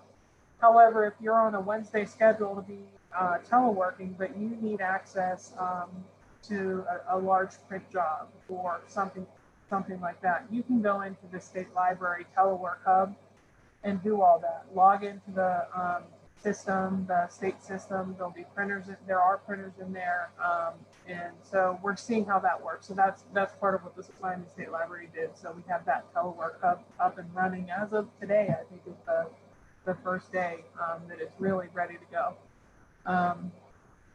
We are in the middle of, or coming towards the end of our trade study. The Human Resource Division has implemented a 500-person study, and what happens is they go and look at all of the folks in the trades classification to make sure that they're classified appropriately. That's something that HR does HRD should be doing on a regular basis. That study was stopped back in 2016, I believe. So we got it up and running right before the pandemic hit. And so we did not want to stop that study a second time. So it's almost completed, and we'll have a report on that to you when that's done. The budget cut that I discussed is $7 million out of our leasing budget, and we are rolling full steam ahead on that. We have cut approximately 2.2 million right now, so we still have about 5 to go. So we are working diligently with the agencies on that. The EGI program, and I know I'm going through this quickly,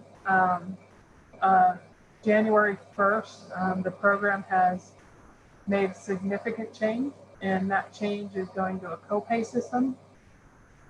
So for example, if an employee goes to the Wyoming Children's Clinic, or their child takes their child in January, they haven't hit any deductibles, so they go in for a cold and come out with a $250, $300 bill for a wellness exam. Now, the copay system for regular physicians will be $35. For specialty, for example, dermatology will be $55. So there's a big change coming for employees. It's going to be a good change with EGI. The employees who utilize the program the most will pay a little more than the employees that maybe don't utilize the program as much. And I think that's how it should be, and I think it'll equalize there. It's a good change. We've also added a $4,000 deductible, so a high deductible, and so that's all being instituted in January. So that information, we're currently in open enrollment, so folks can. This also got rid of the $500 deductible, the lowest deductible. So the lowest deductible we'll have is $900 deductible. We're in open enrollment, so folks can go in and choose if they want to move to the $4,000 deductible, the $2,000 deductible. We have a month or two to get that outlined, and then it'll start on January 1st. And At that point, we'll have to wait for a year or two to see how those changes have made. It takes a little while. We've made a lot of changes in the past year with EGI, so now we need to sit back and see if those changes are going to be helpful. I will state that COVID, if there is a silver lining to any of this, the pandemic has certainly helped the cash balance for the employees group insurance, not only our insurance, but insurance across all the states. Folks were not going to the doctors. Doctors' offices were canceling visits. Surgeries and procedures that could wait have waited, and they still have not necessarily come back yet. So we have enjoyed a little bit of a help there. So that's our EGI update. I think most of you know that furloughs have happened for anybody who is in a class 11 or higher, 1 day a month for 6 months. That has been going fairly well. There's not a lot of complaints about that. I think that you have folks that are at the higher levels at state government feeling like this is what they can do to help with the budget, hopefully not having to take it down to the folks that really don't have the ability. A lot of the 11s and above directors, they can go without a day with a paycheck, without a paycheck for that day. Some of the folks that are making, $11 an hour, that's a tough deduction to have in their paycheck. So hopefully we can keep that at the higher levels and not have to go all the way down to all state employees. So leasing we spoke about. I will mention too that A&I is in the process of looking at security for some of the state buildings and a little more for Hirschler. There's been some more activity with homeless folks getting into buildings, and we are one of the only states that really don't have a security force in our state-owned buildings. So we are looking at a pilot project there as well for contract security, just to make sure that because A&I has switched from custodians being at nighttime and we've switched it to the daytime, we don't have a lot of folks that are in these buildings in the evening to monitor who's coming in. It's very easy for somebody to walk into the Emerson building and hide out for the evening and then have a warm place to stay. And that is something that the custodians would usually find. So we are working with the same security company that is contracted for the Capitol in the evenings and weekends, and working with them to see what might work for some of the buildings in Cheyenne, including the elected officials over at Hirschler and the Department of Health. So that's my quick update for A&I. I know you're ahead of schedule, so maybe I can stand for any questions if you have any. I think you're still on mute.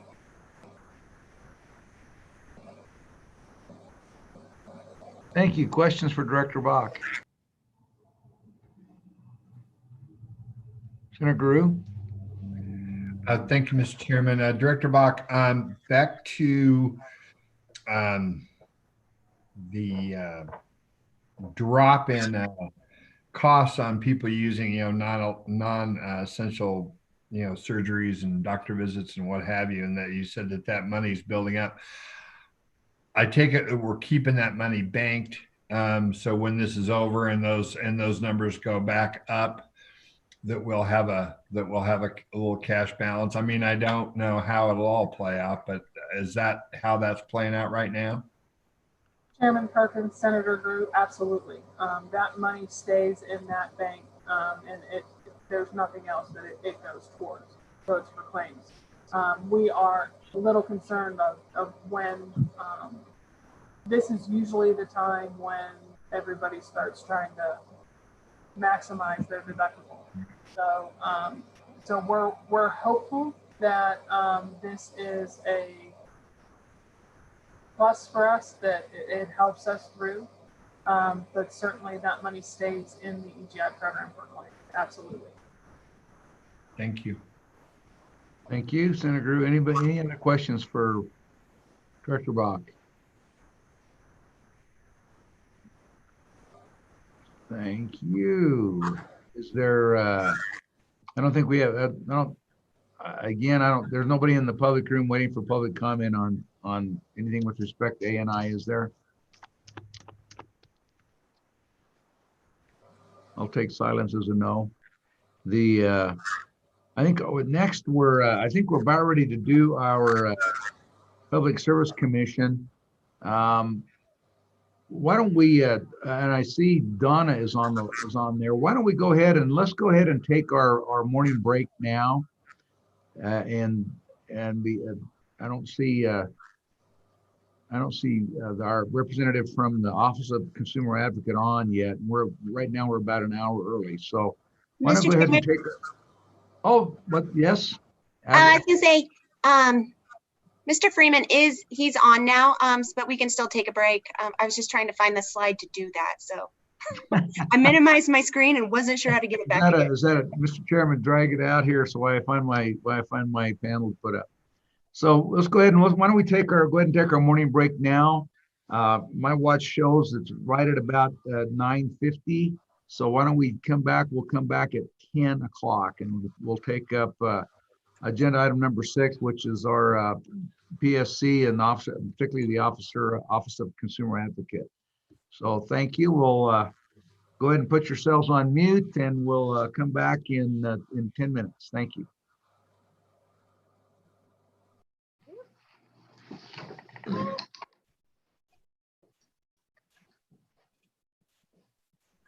Okay, let's go.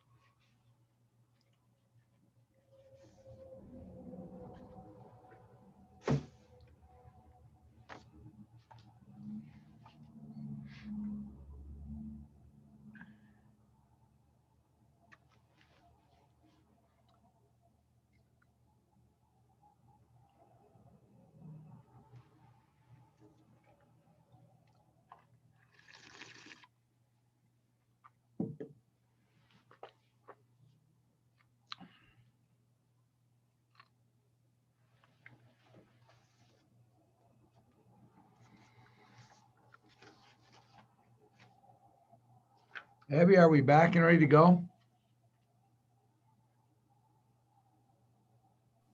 Hi, Mr. Chairman.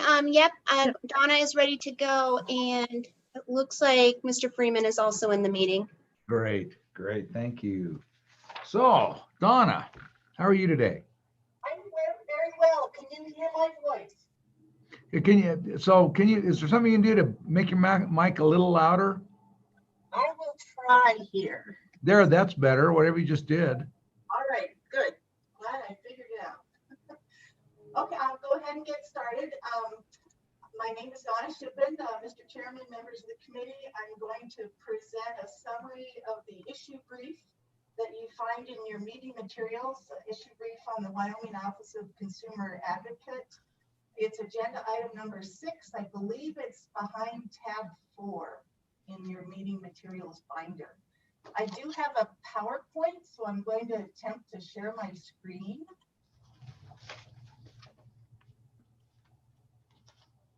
And I'm hoping you're able to see. Whatever you're doing right there is the best we could hear you so far.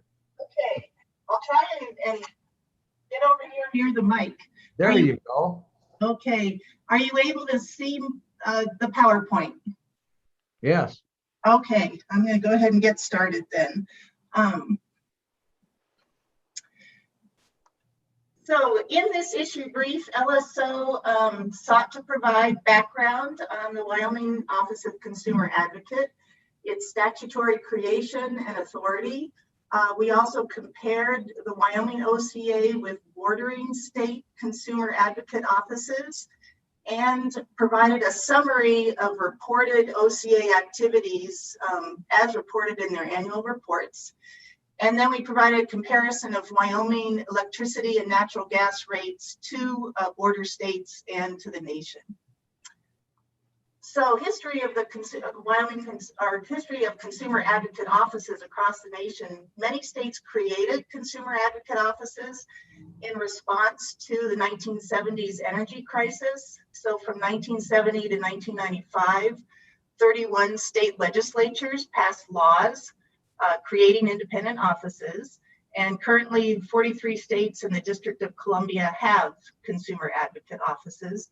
And if you're trying to follow along in the issue brief, this is on page 1. These slides will direct you to the page of the issue brief where you can find this information.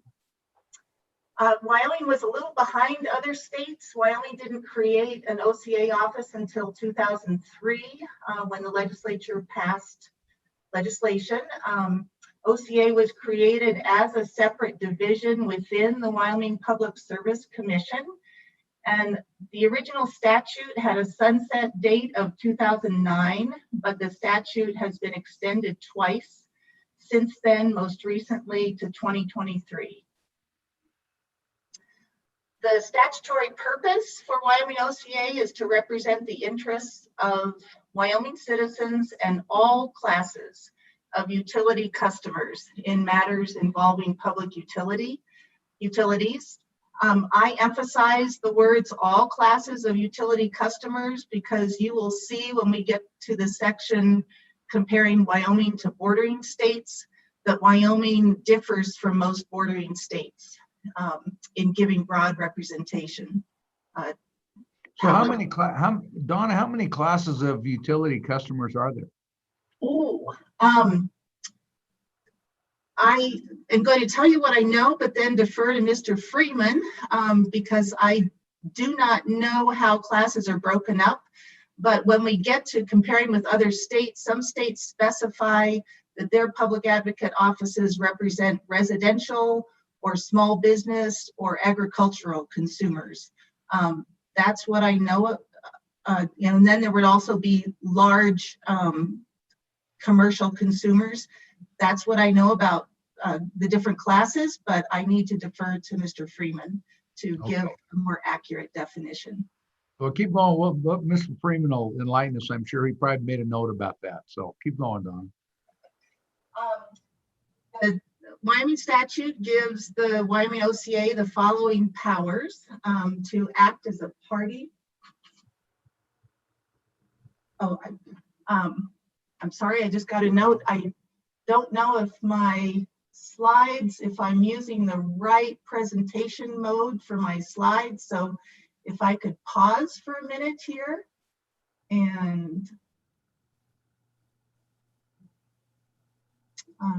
see if I'm able to do this.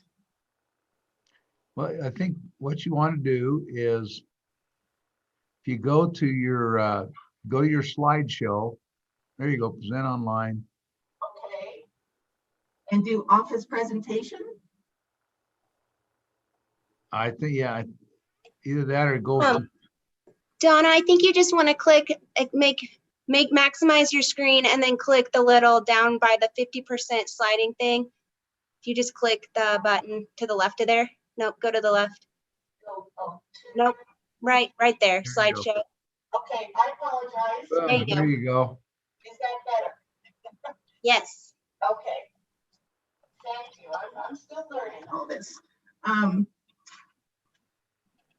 So where was I? Oh, I think I covered this already, that the sunset has been extended to 2023. We covered, all right, here are statutory powers.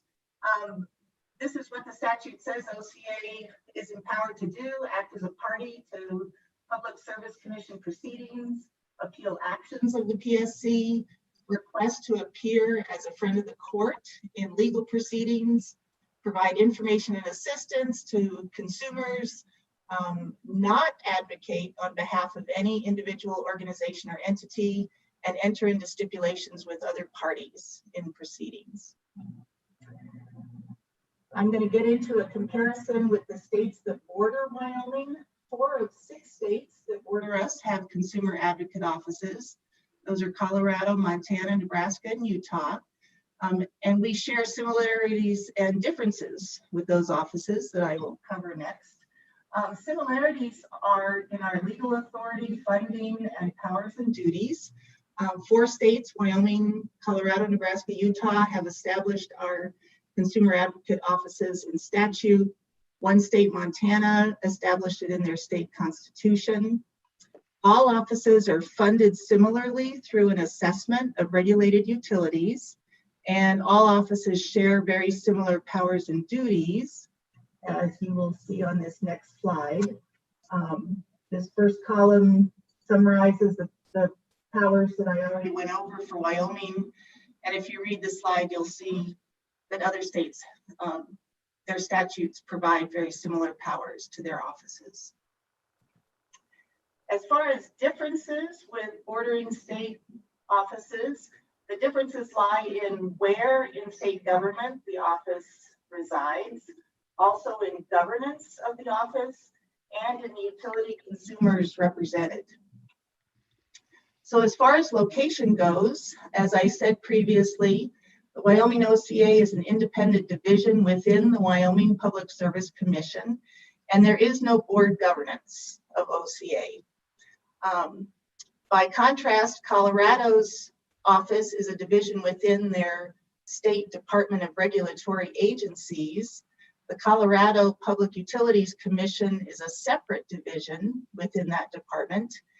And the Colorado Office of Consumer Counsel is overseen by the Utility Consumers Board, whose members are appointed, about half the members are appointed by the governor and about half by the Colorado General Assembly.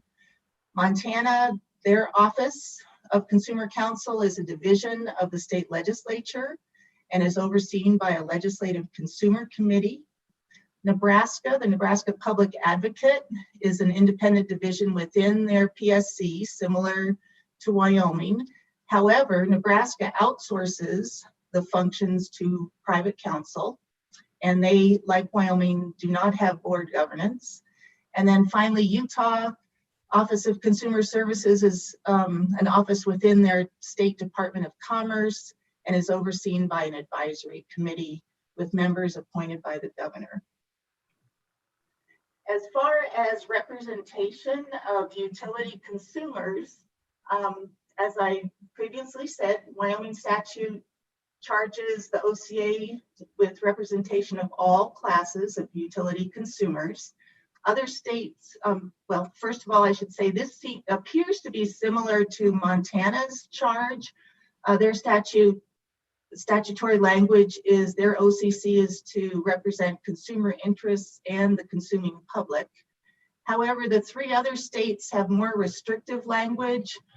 Colorado and Utah specifically put the focus on residential and small business consumers. Colorado also adds agricultural consumers to the list of who their OCC should represent. And Nebraska words it that their public advocate should represent all classes of jurisdictional utility ratepayers other than high volume ratepayers. It's important to note that the Nebraska public advocate only represents natural gas consumers.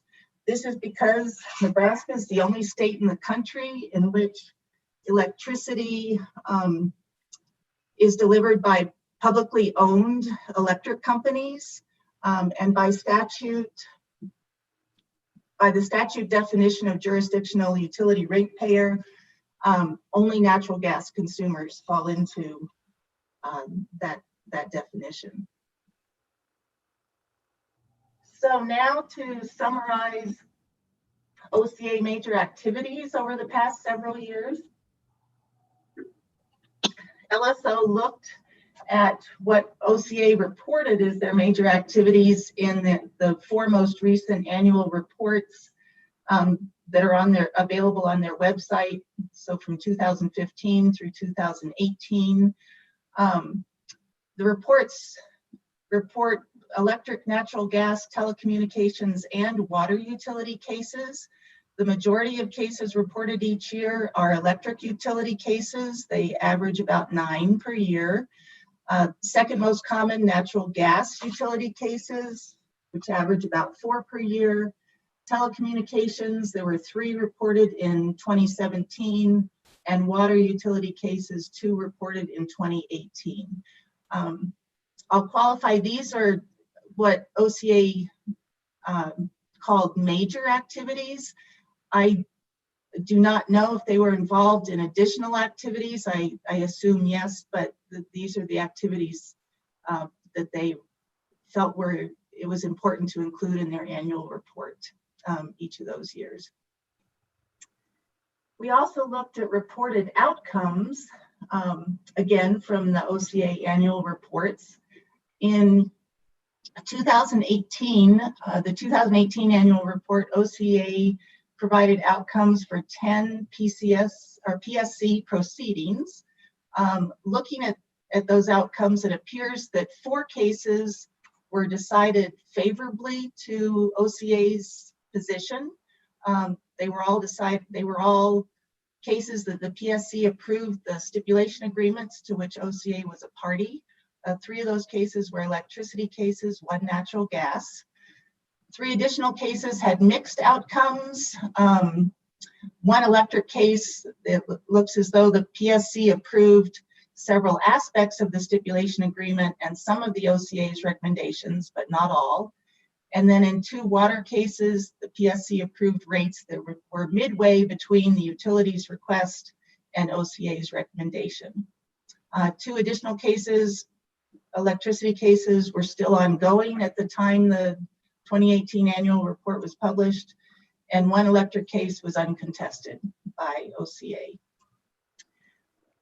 The 2015 OCA annual report also included outcomes for 9 Rocky Mountain Power rate increase request cases. These were for electricity rate increases. In all 9 cases, OCA recommended a smaller rate increase than what Rocky Mountain Power had requested. 6 of those 9 cases were resolved by stipulation, 3 by contested hearings. And in all 9 cases, the PSC authorized a rate increase that was midway between Rocky Mountain Power's request and OCA's recommendation. As far as how Wyoming utility rates compare to bordering states and to the rest of the nation, this is presented in Appendix B of the issue brief. There's a table that shows where Wyoming ranks nationally. I just extracted information from that table for this slide, and I compare Wyoming to the 6 border states. You'll see Wyoming and all 6 border states enjoy very low electricity rates. Wyoming with the lowest as far as among the Rocky Mountain states, according to this 2018 federal data. You'll see in the 3rd column, I indicate whether the state has, whether electric utility consumers are represented by a consumer advocate office in that state.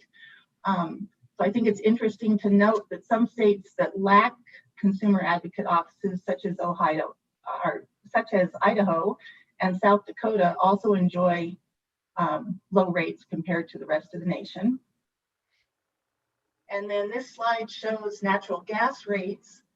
Again, Wyoming enjoys rates that are lower than the national average, but perhaps not as low as some of our neighboring states. Again, the 3rd column shows whether natural gas consumers are represented by an advocate office in each of those states. And now I stand for questions. Okay, thank you. Questions for Donna? Any questions for Donna? Well, thank you, Donna. We appreciate your report, and we'll now turn it over to Mr. Freeman. Okay, thank you. Thank you, Mr. Chairman. And I didn't know if the LSO was going to tee up my slide deck or not. You can share it from there. Mr. Freeman, we weren't going to bring it up. All the members have it in their packets. And can Mr. Freeman bring it up and do a share screen from his site if he needs to? So Abby, you're the host. You or Carla are the host. So you have to do something to allow him to bring his. Yeah. His it says disabled participant screen sharing. Yeah, I think Mr. Freeman, you should be able to screen share now. Okay. Try it again.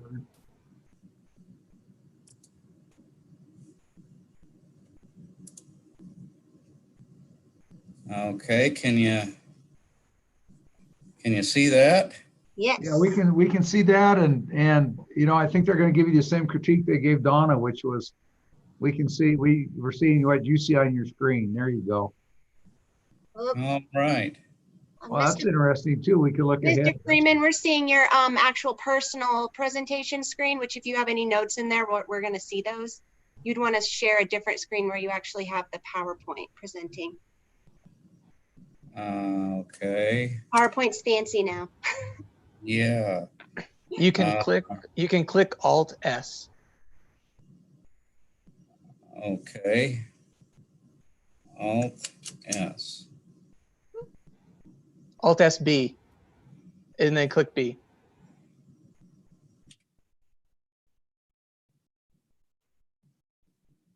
Okay.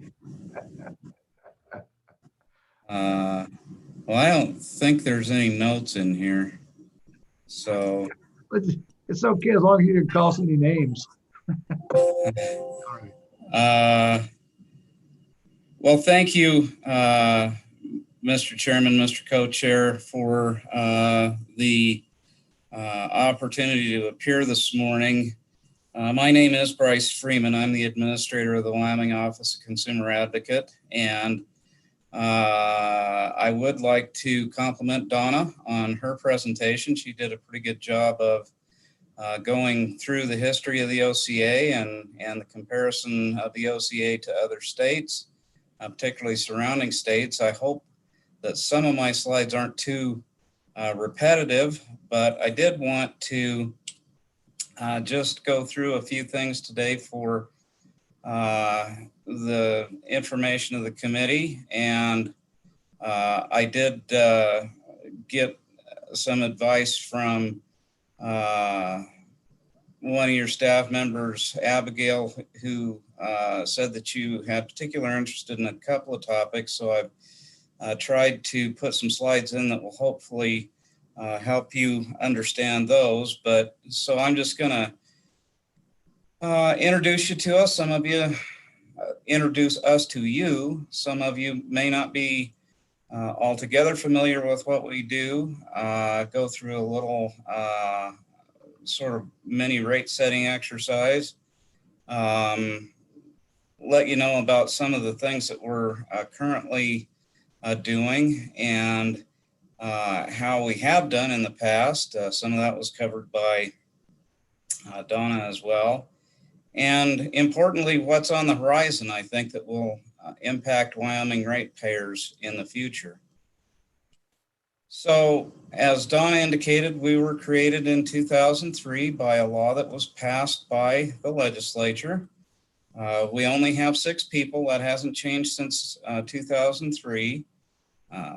I, or whoever sits in this chair, serves at the pleasure of the governor. However, whoever is appointed to this position also serves with the advice and consent of the Senate.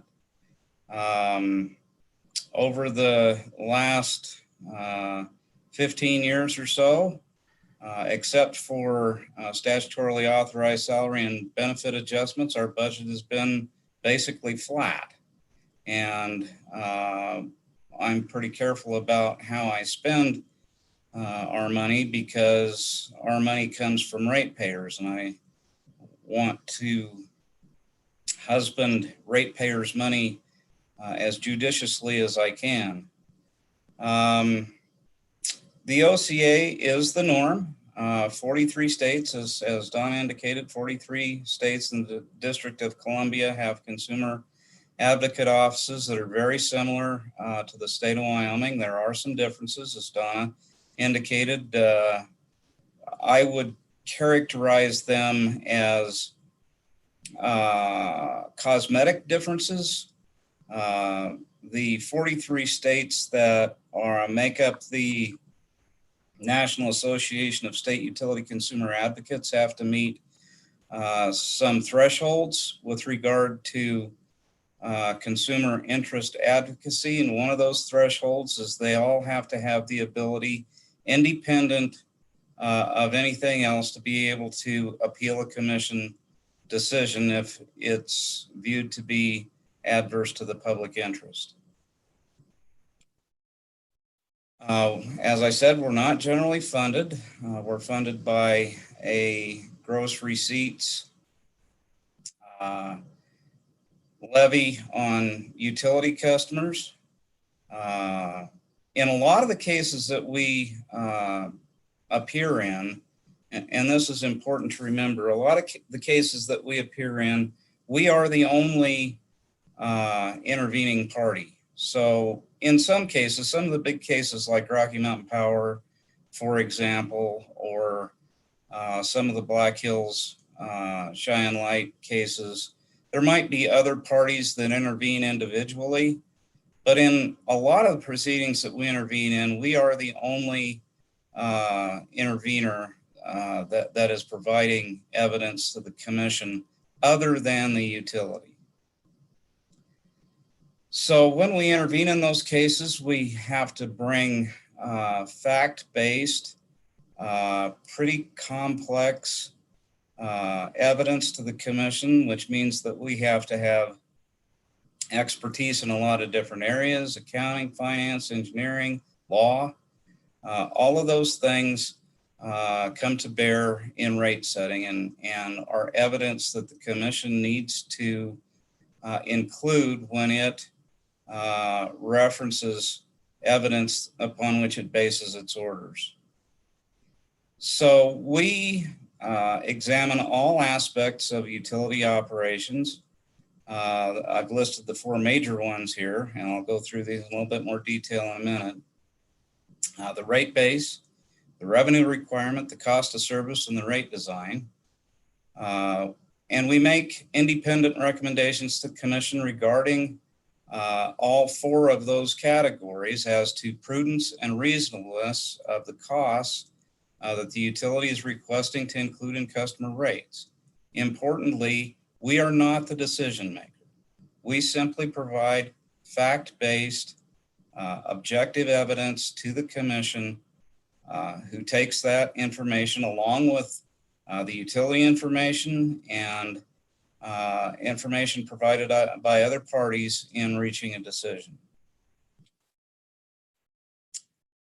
So, rate setting basis.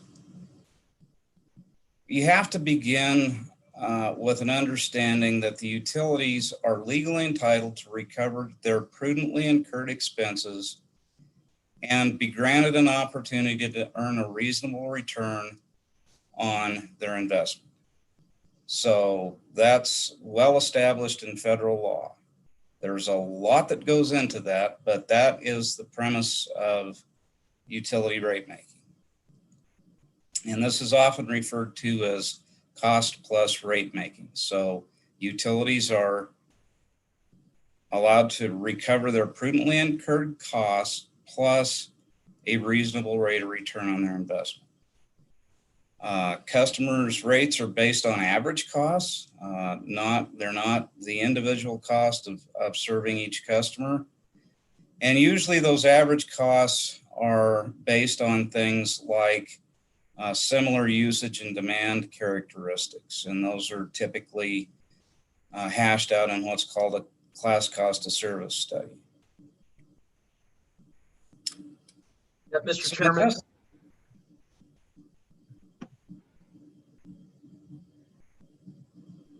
Representative Gray, go ahead. Yeah, should we wait till questions till the end, or what do you think? Yeah, I have a question. Is it okay if we interrupt you as you go through here, Mr. Freeman? And if we have questions about some of your slides? Mr. Chairman, certainly I'm happy to take questions now and later. Okay. All right, thank you. Go ahead, Representative Gray. Thank you, Mr. Chairman. Yeah, so on the last slide there, not trying to get you off track too much, not trying to be difficult, but so this whole question of on keeping coal-fired power plants open. So I've had discussions with the PSC on this, and they say, well, if that were to be done, and I know there's a question about about how that would work and the authority, et cetera, but the costs of doing that would not be amortized across ratepayers across the entire network, but there's some federal statute which they've been saying would apply those costs only to Wyoming ratepayers. And I take a little bit of an issue with that that argument. Is it in your purview to make that argument that quote unquote cost, assuming there is one, that's another thing that I think is in question, but that whether that cost should be amortized across the entire rate paying base of the entire network rather than just Wyoming ratepayers? Did that make sense? Mr. Chairman, Representative Gray, yes. And I'm not sure what federal statute is in play here. But I can tell you that these generation resources that, for example, Rocky Mountain Power uses to serve its customers, and not just coal-fired, but they're gas-fired, they're renewable, they have some geothermal, believe it or not. All of those generation resources are allocated, or at least they have been in the past. They've all been allocated to the 6 states that Rocky Mountain Power serves, and there's a rather complex allocation methodology that's been established by the 6 states over, well, really since Pacific Power acquired Utah Power back in 1989. So we've been going through this cost allocation thing pretty much since then. And it really was relatively non-controversial for, say, the first 10 to 15 years of its existence, but it's gotten more controversial over the years.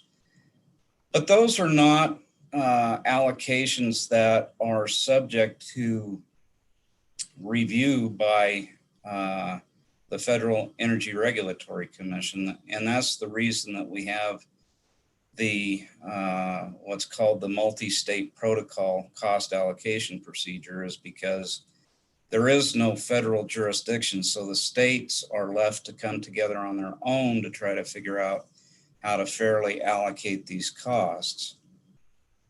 Now, with regard specifically to your question, Representative Gray, the other states have, and I've got some slides on this later on in my deck as well, but the other states have been allocated what we think is a fair share of the costs of all of the resources, just as Wyoming has. And we've fought really hard to make sure that the costs are allocated fairly.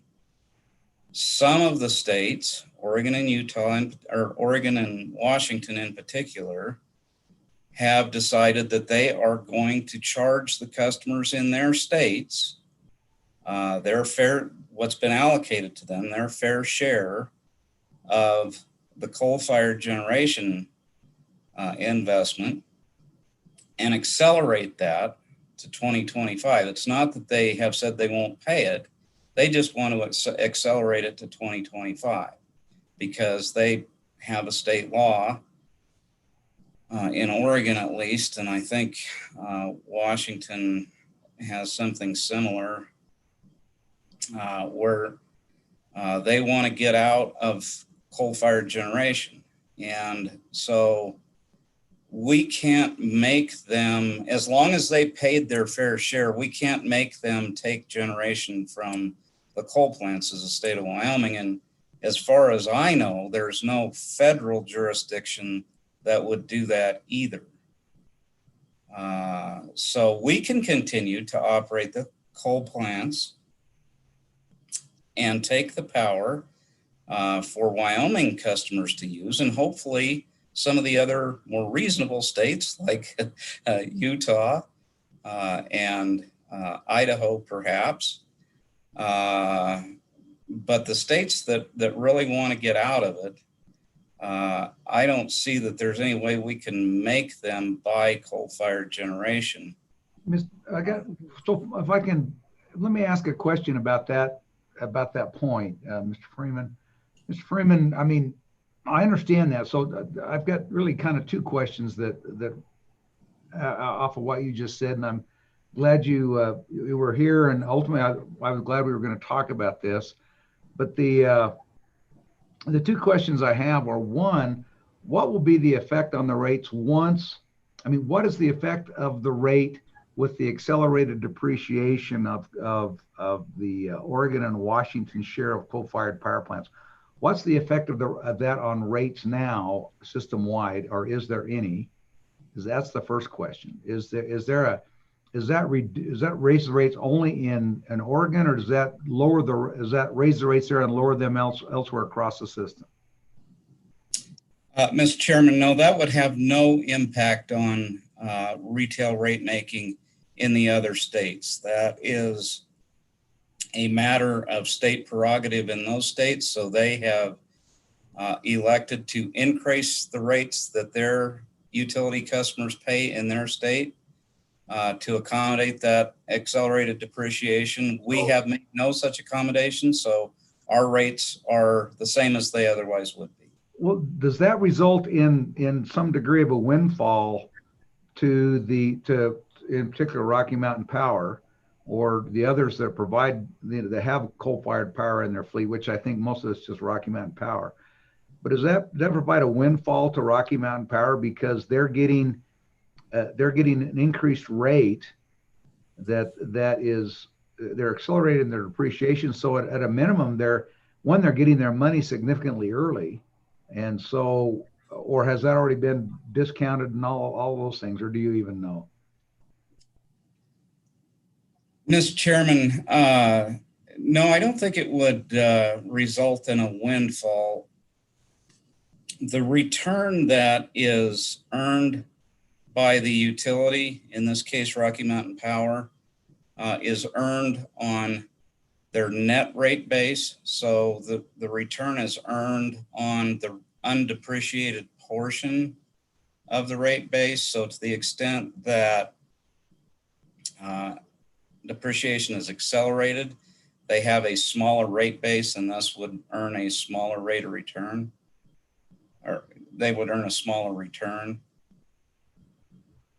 Well, but they do get their, I mean, if I'm set to have my money paid back over 30 years and the ratepayers end up paying back in 15 years, I've got 15 years worth of money earlier. I mean, I've gotten that money earlier, and so I've got the advantage of that. I may not charge a profit on that, but nevertheless, I have an intrinsic benefit as a result of having my cash now as opposed to later. How does that? Chairman, yeah, I agree with you, and there would be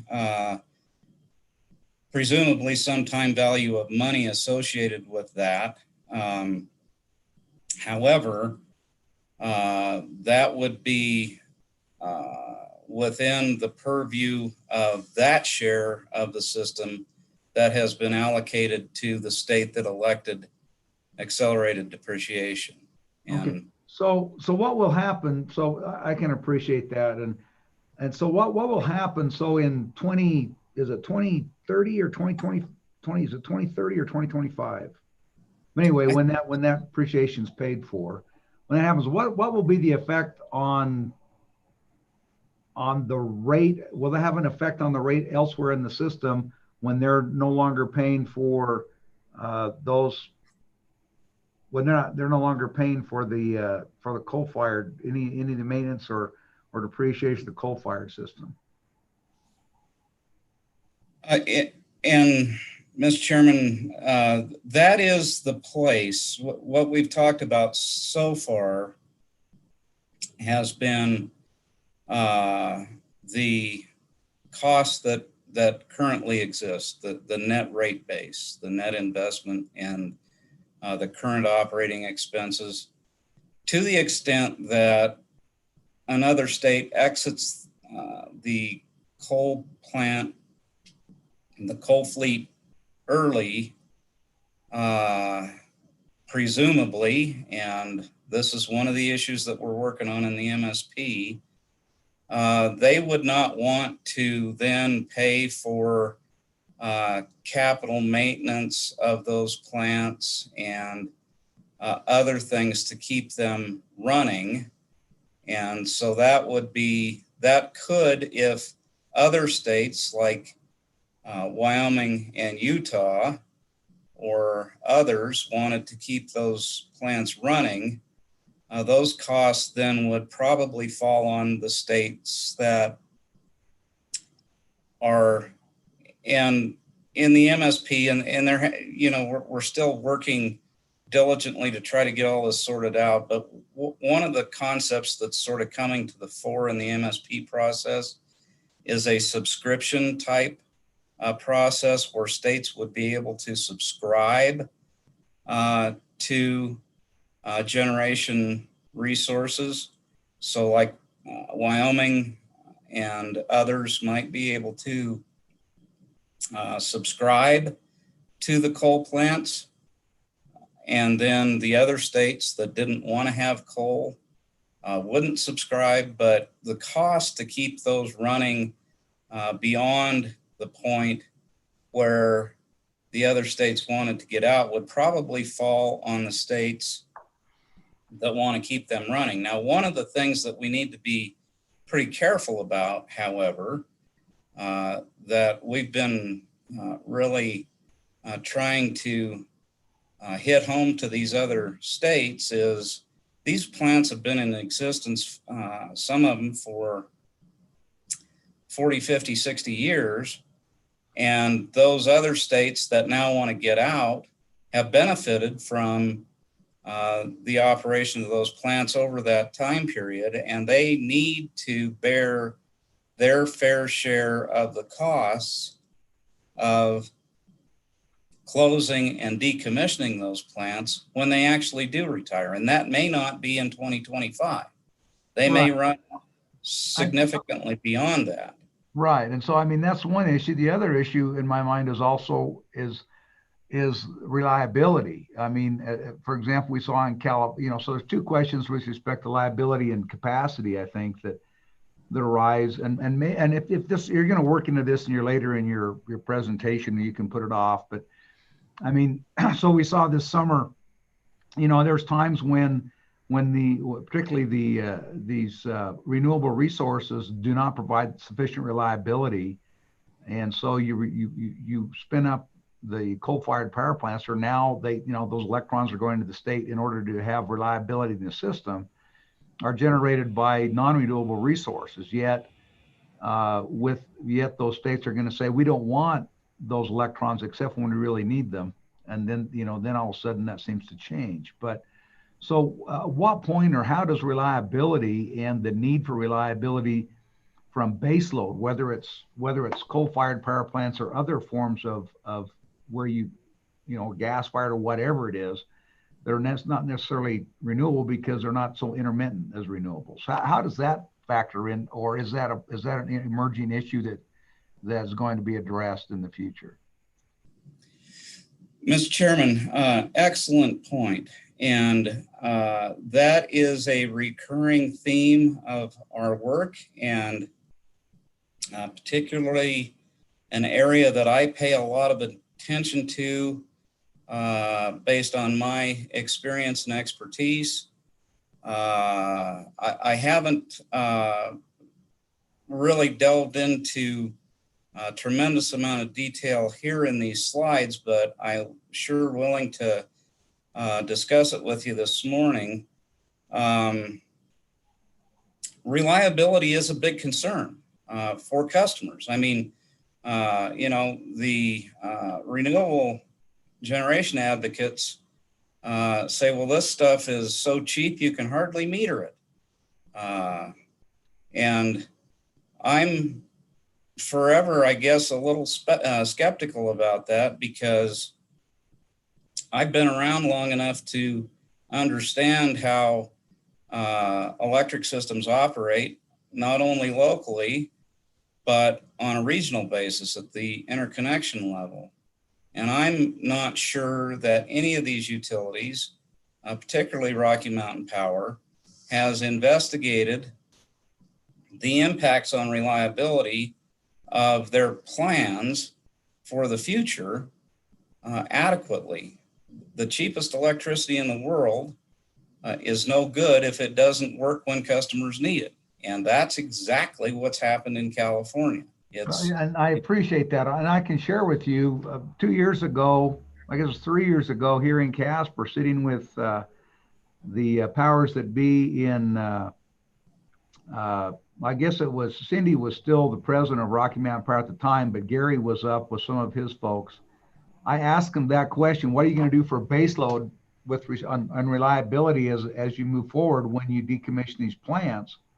And the answer was, I quote, "We don't have that answer yet, but we think technology will provide it at some point in the future." So it's anyway, I appreciate the fact that you're keeping an eye on that. I think as we do that, let's go ahead and continue with your presentation. I've got a couple other questions that I'll hold till the end. Thank you. Thank you, Mr. Chairman. So here I've just made a very simple demonstration of how rates are set. So we start, like I say, with the net rate base. That's the total book investment in plant that the company shows minus accumulated depreciation. That is, then you apply a rate of return to that to come up with the return dollars that you need to collect from customers. And then on the top right side, you account for the expenses, operations and maintenance expenses. That would be things like fuel and major maintenance and that sort of thing. Administrative and general expenses, you know, billing clerks and that sort of thing, and depreciation expense. So that's the cost. On the left side, the return is the plus. You add those two together, and that is your pre-tax revenue requirement. You have to gross that up for federal income tax. You get down to your total revenue requirement. And then in this very simple example, if you have 20,000 or 2 million kilowatt hours of usage on the system, each kilowatt hour would need to be priced at 9 cents in order to recover your revenue requirement. So that means a customer who used 750 kilowatt hours per month would pay about $67.50. So that's generally sort of the conceptual basis of rate setting. It's obviously a lot more complicated than that. And I've sort of blown past the cost of service and rate design portion of this. But in a very conceptual way, this is the way rates are set. What is when you say the FIT gross up, what's the FIT stand for? Federal income tax. Okay, federal income tax gross up. All right, thank you.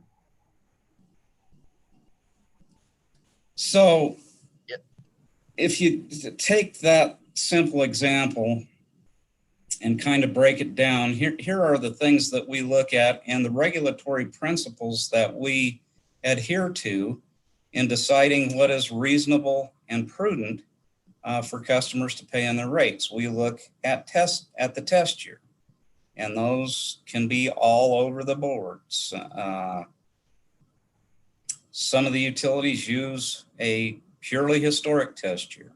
Some of the utilities use a historic test year adjusted for known and measurable changes.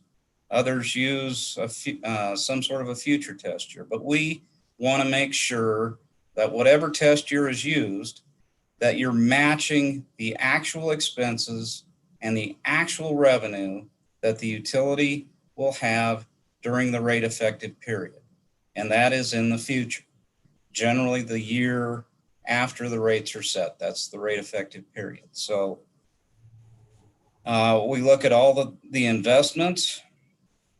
You know, if you operate a water system, a private water system that serves 50 customers in rural Natrona County, you probably don't need a snowcat, just as an example. That's never happened, of course, but those are the sorts of things we're looking for, is what does the utility actually need to provide service to customers? We look at all of the A&G and O&M expenses, net power costs, pension expenses, fuel costs. We look at power sales and purchases. A lot of these companies that serve in Wyoming, particularly the bigger ones, they have corporate parents that operate utilities in other states. And so some of those corporate expenses, for example, they don't have a legal department in Wyoming or Montana. They have a legal department that serves everybody, and they just allocate a portion of that cost to Wyoming. Same thing with like accounting.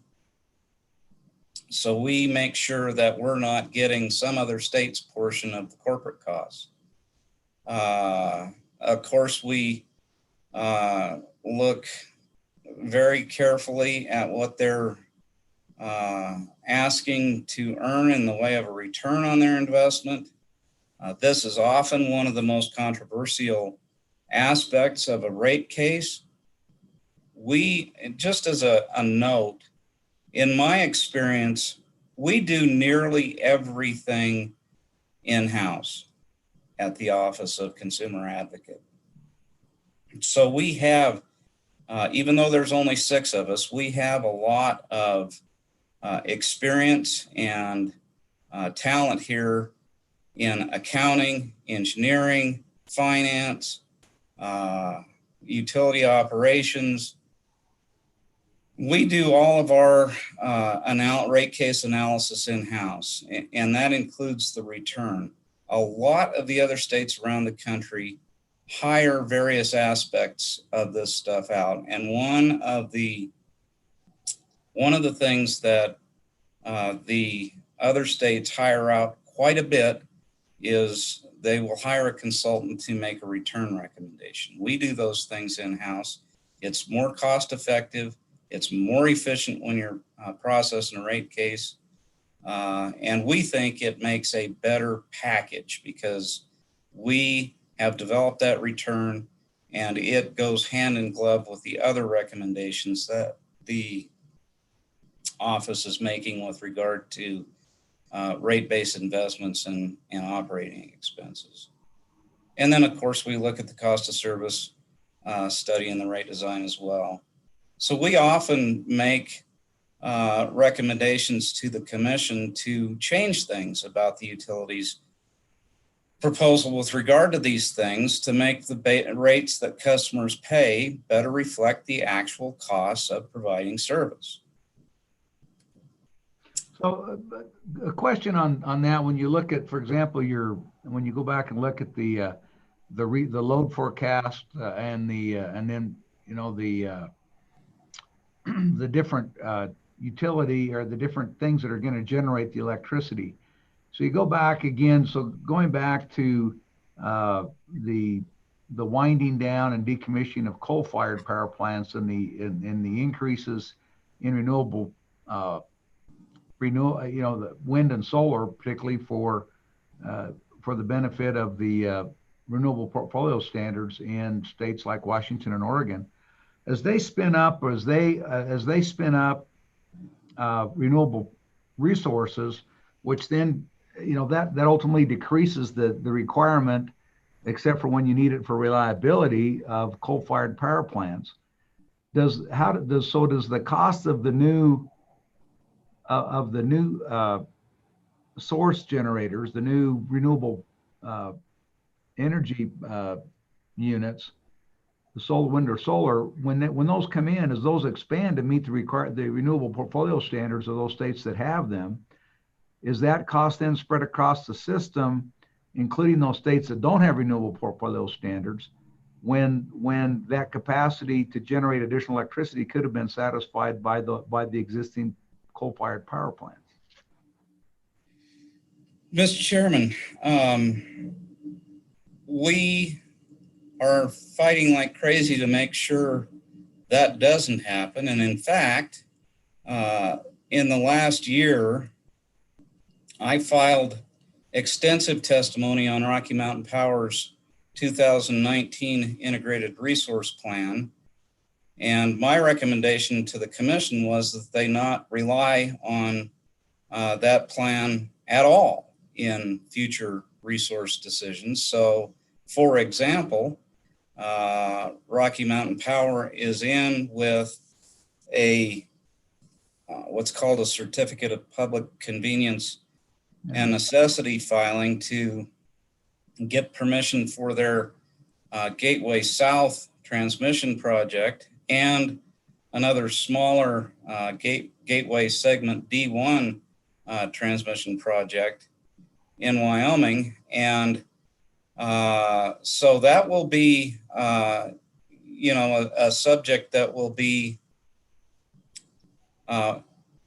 pretty front and center in those certificate filings. You may know, or you may have seen in the trade press, that Rocky Mountain Power is out with an all-source, what they call an all-source request for proposals, where they're looking for about 1,920 megawatts of wind, and I think most of that's going to be in Wyoming.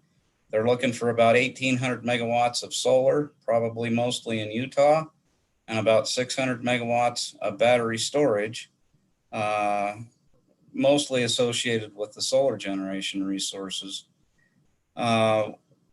we think that the company has not, I think, personally, and I've this has been my position on the record, that the company has not adequately demonstrated the economics of that resource portfolio, particularly when you take into account their planned early coal retirements.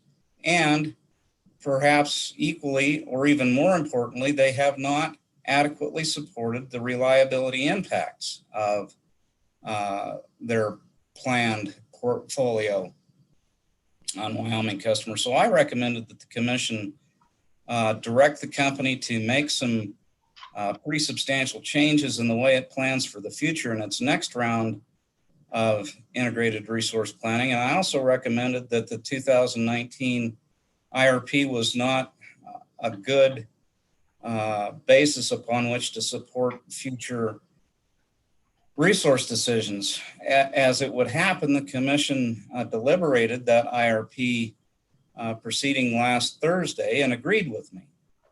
And was part of that the Wyoming carbon capture utilization and storage study? Did that finally get admitted, or was that excluded, or what was that? Does the commission make a determination on that? Yes, Mr. Chairman, it was admitted into the record along with some other information regarding small modular nuclear reactor technology.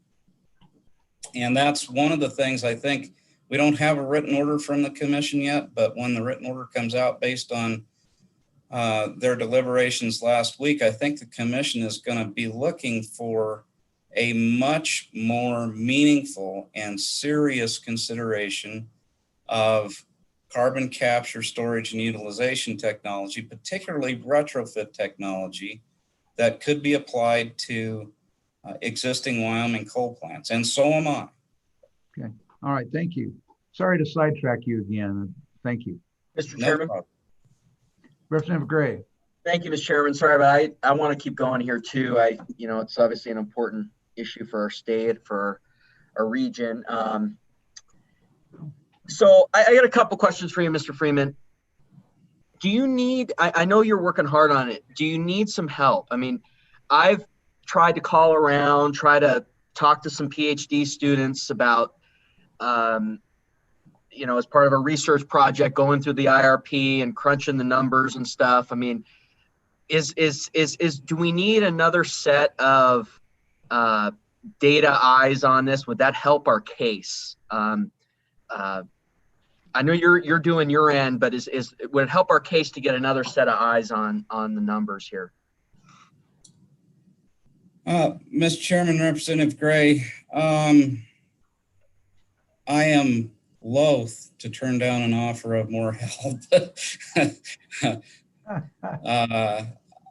I have to tell you, Representative Gray, I have been blessed over the years with the talent that I've been able to recruit. And we've had a sort of remarkable year over the last year. I lost to retirement, two very long-time serving and very experienced employees in the office.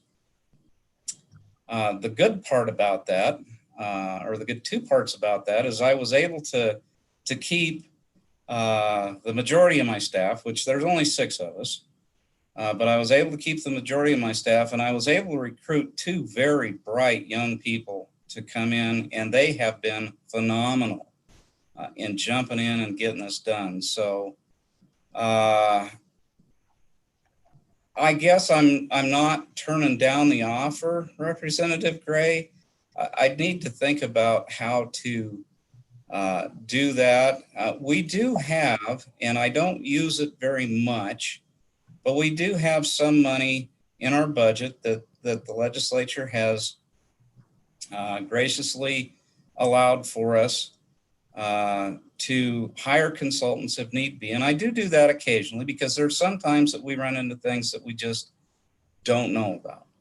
And so I do occasionally hire consultants to help us out in that way. But as far as number crunching and really looking at the data, and most of this stuff, Representative Gray, particularly if you're talking about Rocky Mountain Power, you know, it's all really esoteric modeling, but sounds perfect for PhD students.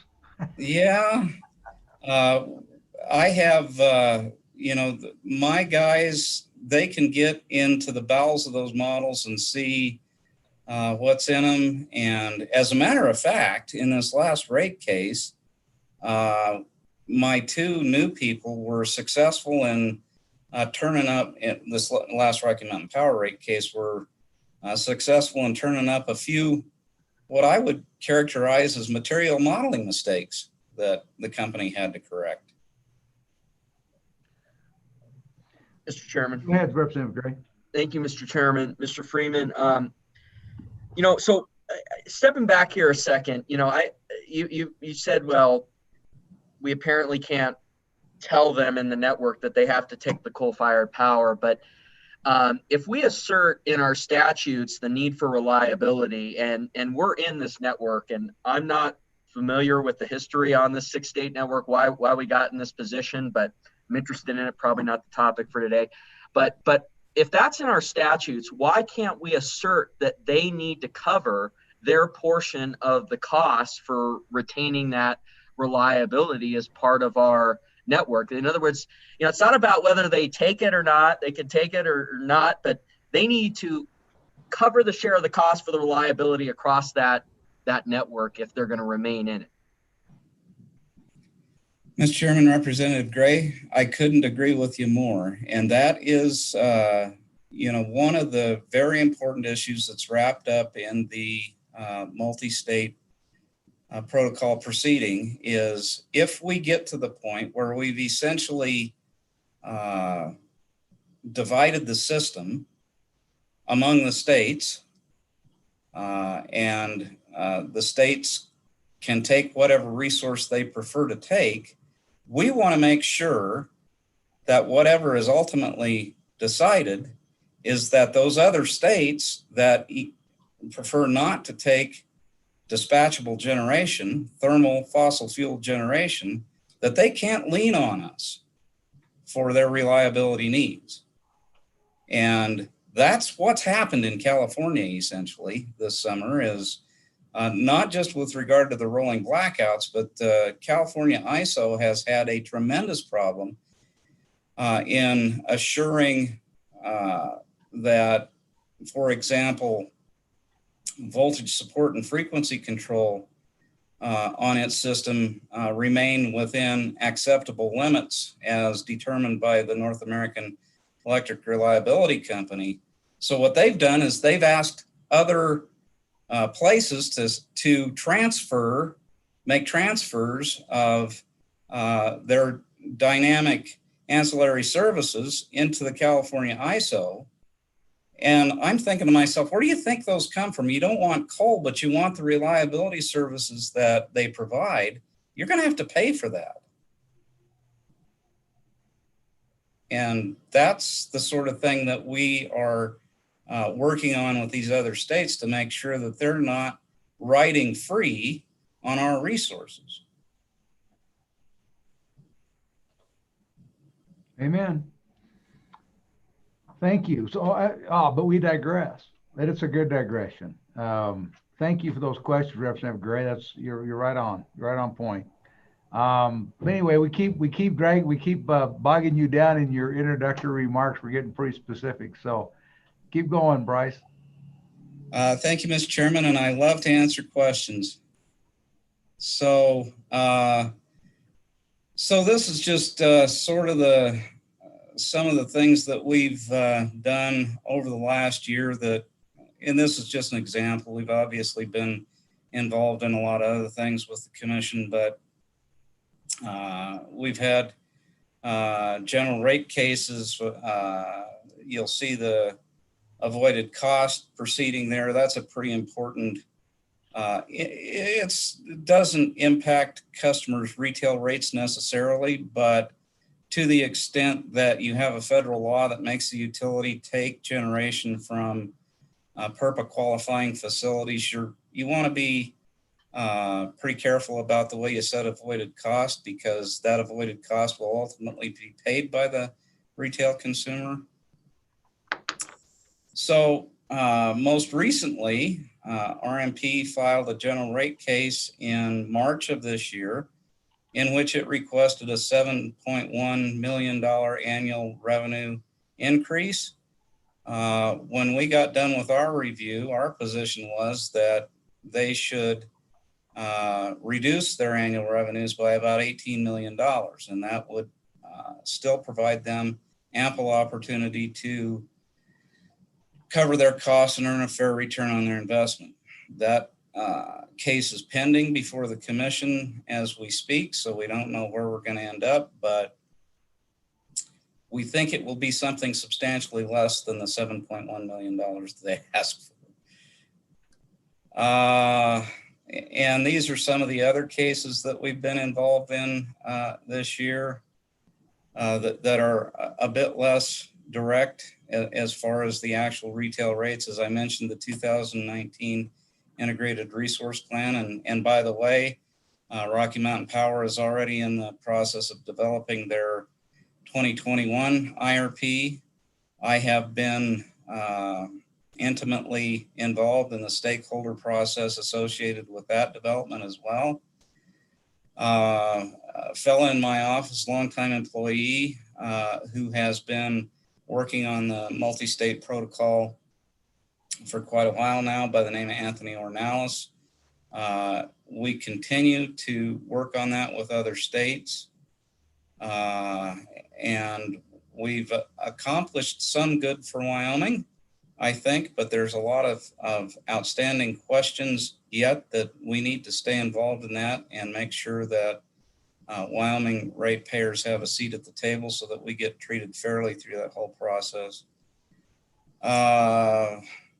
One of the things I wanted to highlight on this slide is that last year we took the unusual step of filing what amounted to a complaint at the Federal Energy Regulatory Commission regarding a purchase power agreement that Cheyenne Light Fuel and Power had entered into with its corporate affiliate, Black Hills Generation, I think it was. There's so many affiliates, but anyway, they entered into this purchase power agreement to purchase power from what's called the Wygen 1 power plant. It's one of 3 units at the Wygen power plant in Campbell County. And they have had a purchase power agreement with the Wygen 1 plant for a number of years. It was a 10-year contract, so it was about to would run out in 2023, but they re-upped it without doing any sort of market comparison or anything. And we thought it was a pretty lousy contract from a consumer's point of view. So we complained to FERC, and also a couple of the big customers in the local area in Cheyenne here joined us, and we were able to get that purchase power agreement revised so that it has a shorter term, and most importantly, it has a lower price that's more consistent with what customers could get if the company just went out and purchased a similar amount of power in the market. That should amount to somewhere between 5 and 10% rate reduction starting January 1st. So that was something we did last year. This table on this page, I'm not going to go into it in any detail, but this is just an example of the rate case outcomes that we've had. So we, get anywhere from 20 to 60% reduction in what the company is asking for when we litigate a rate case. And you can kind of see that here where, the runs from about 18 to 54% less than what the utility actually asked for. And we actually not for this meeting in particular, but we went back and looked here recently over the last 10 years. And if you add all that up, just in 1 year savings, if you add all of the rate cases up, just 1 year savings adds up to about $160 million less that customers are paying than what the utility companies thought they should pay. So that's kind of an interesting perspective to look at. More of how we're doing, and Donna shared a little bit of this. This is a slide that I've used in other forums as well.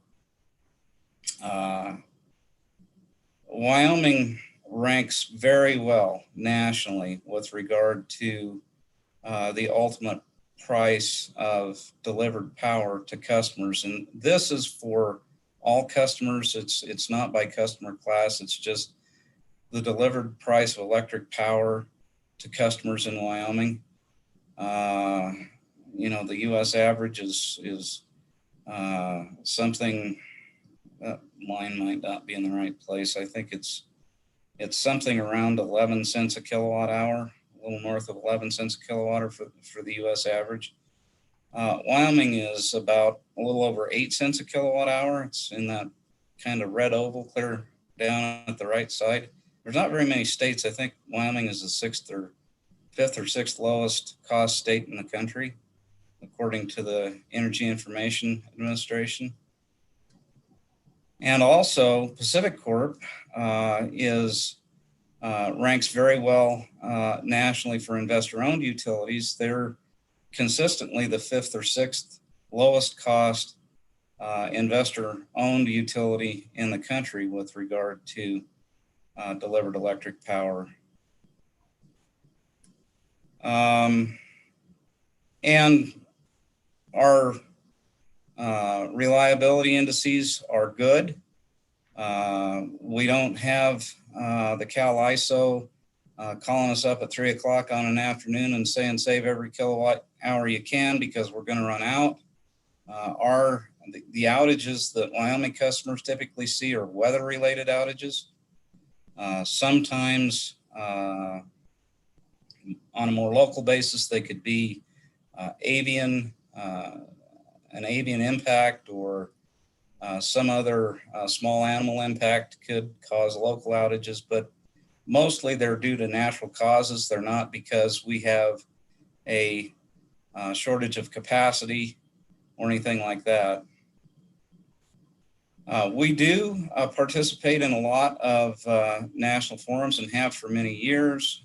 I have personally been very involved in the Western Electric Coordinating Council planning and system operations committees for more than a decade, because it's important for us to understand from a broader regional perspective, not only what Rocky Mountain Power is doing right, but what they're doing wrong, because the Western interconnection is basically one big system. It's all interconnected. And if you have an outage at a small substation in Crook County, Wyoming, in the very northeast corner of the interconnection, it could have an impact on a substation near Tucson, Arizona. So it's important that we understand the operational characteristics of the system, not only locally, but regionally. So we try to keep abreast of all of that as well. And here, we've already talked about the multi-state protocol quite a bit, but I just want to reiterate the point that with regard to costs that are currently in customer rates, we do not believe that there is any danger that Wyoming customers will be paying costs that are rightfully allocated and to be paid by customers in other states. Now, that doesn't mean that everything is tied up in a nice bow. There's still a lot of moving parts in this multi-state protocol that we need to keep our eye on, and we talked about some of those, Representative Gray and Chairman Perkins, that you raised as far as the reliability issues, to make sure that Wyoming is not the caboose of this train. We want to be in the cab, in the engine, driving just like everybody else. So we'll have some of those loose ends to tie up, but we feel pretty good about the progress we've made. We've actually persuaded the other states to see things our way with regard to some of the costs that get allocated.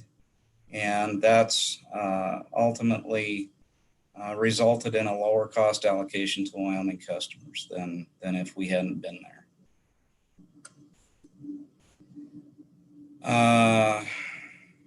So that one of the things we have an interim agreement in place that resolved what we like to refer to as mostly minor issues with regard to cost allocation, mostly the current costs. Those issues are pretty, that there's something called the embedded cost differential that was always wrapped up in the MSP that was related to the hydro endowment in the Northwest. That did not benefit Wyoming. That got removed. So we've managed to make some progress, but there are a lot of thorny issues that remain. The goal is to have those issues resolved by the end of 2023. Some of the things that the company is going to have to think about as they try to work through with all 6 of the states, because those states have their own legislation and their own policy directives. We also have that, and we want the company to pay attention to our policy directives and our legislation, particularly how they're going to comply with SF 159 and HB 200 as they think about their resource planning in the future and how costs are going to get allocated. So we're bringing that up in every forum that we get a chance. That was a topic of discussion in my testimony in the 2019 IRP. I brought it up ad nauseum in the 2021 IRP stakeholder process, and we continue to raise those issues in the MSP as well. So what's on the horizon? We have a changing resource mix. A lot of the states, and it's not just Washington and Oregon, Nevada, New Mexico have both adopted 100% renewable portfolio standards. Utah, actually, they don't have a state standard, but a lot of their municipal and county governments are going that way. So that's something that we're going to have to deal with. And we're going to do our best to deal with it. And we're going to do our best to make sure that the other states know that we have policy here. And the company is going to have to reconcile not only the policies in those other states, but they're going to have to reconcile the policy in Wyoming as well. Reliability is going to continue to be at the top of my list as far as what the company is going to have to show me to convince me that what they're planning is going to be reliable and affordable.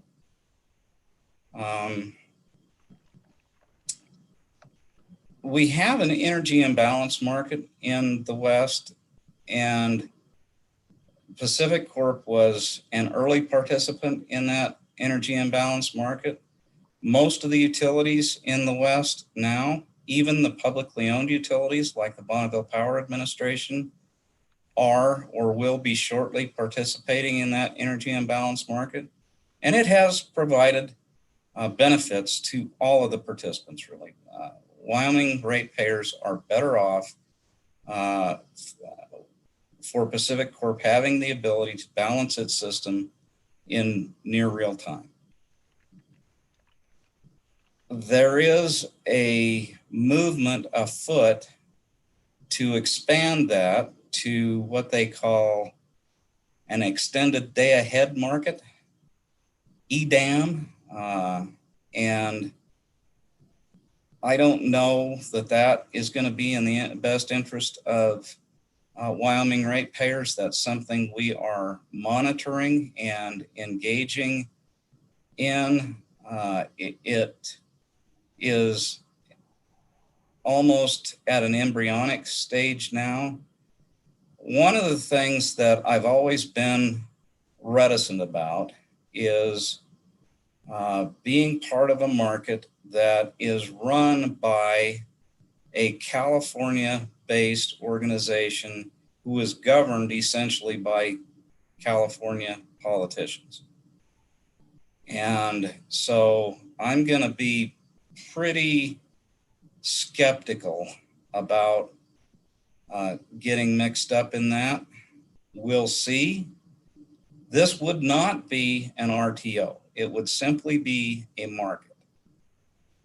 So the utilities, Rocky Mountain Power in particular, would not be turning over control of their transmission system to the CalISO. They would simply be participating in a market to buy and sell energy, hopefully to optimize the price for customers. Because if there's cheaper energy available in the market, then why would you run your own generation? That just costs customers money. But like I say, I'm yet to be convinced that that's going to be a good thing for consumers. Maybe it will be. I'm just not sure yet. And then, of course, the last thing that's on the horizon, and we'll be active in this case as well, when it gets filed, is the company, at least for the time being, I don't know what they've got, you know, the Commission's determination on their 2019 IRP might change their plans on when they decide to retire Gem Bridger 1, but as it currently stands, they're planning on retiring Gem Bridger 1 at the end of 2023. We'll be involved in that case, and we'll be asking the same questions. Show me the money. Is this going to impact reliability? Is it going to be economic for customers? So just one more thing, and this is my last slide. I think Donna had this on one of her slides too. Our enabling statute will sunset on July 1st, 2023. So we would like to be able to continue our work on behalf of Wyoming ratepayers and the citizens of the state. And in order to do so, we're going to have to amend that sunset provision. And with that, I would certainly take any questions the committee members have, Mr. Chairman. Thank you. Members, other questions for Mr. Freeman? So, Mr. Freeman, one quick question. Can you make those individuals with those states with renewable portfolio standards take these wind blades and put them in their landfills instead of ours?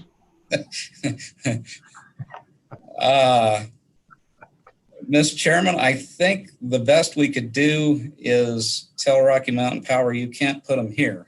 And then they'd have to look for somewhere else. You know, they made that commitment originally, and they've just recently, you know, now all of a sudden they've started getting pressure. We started to see them stack up like cordwood in our landfill for a while.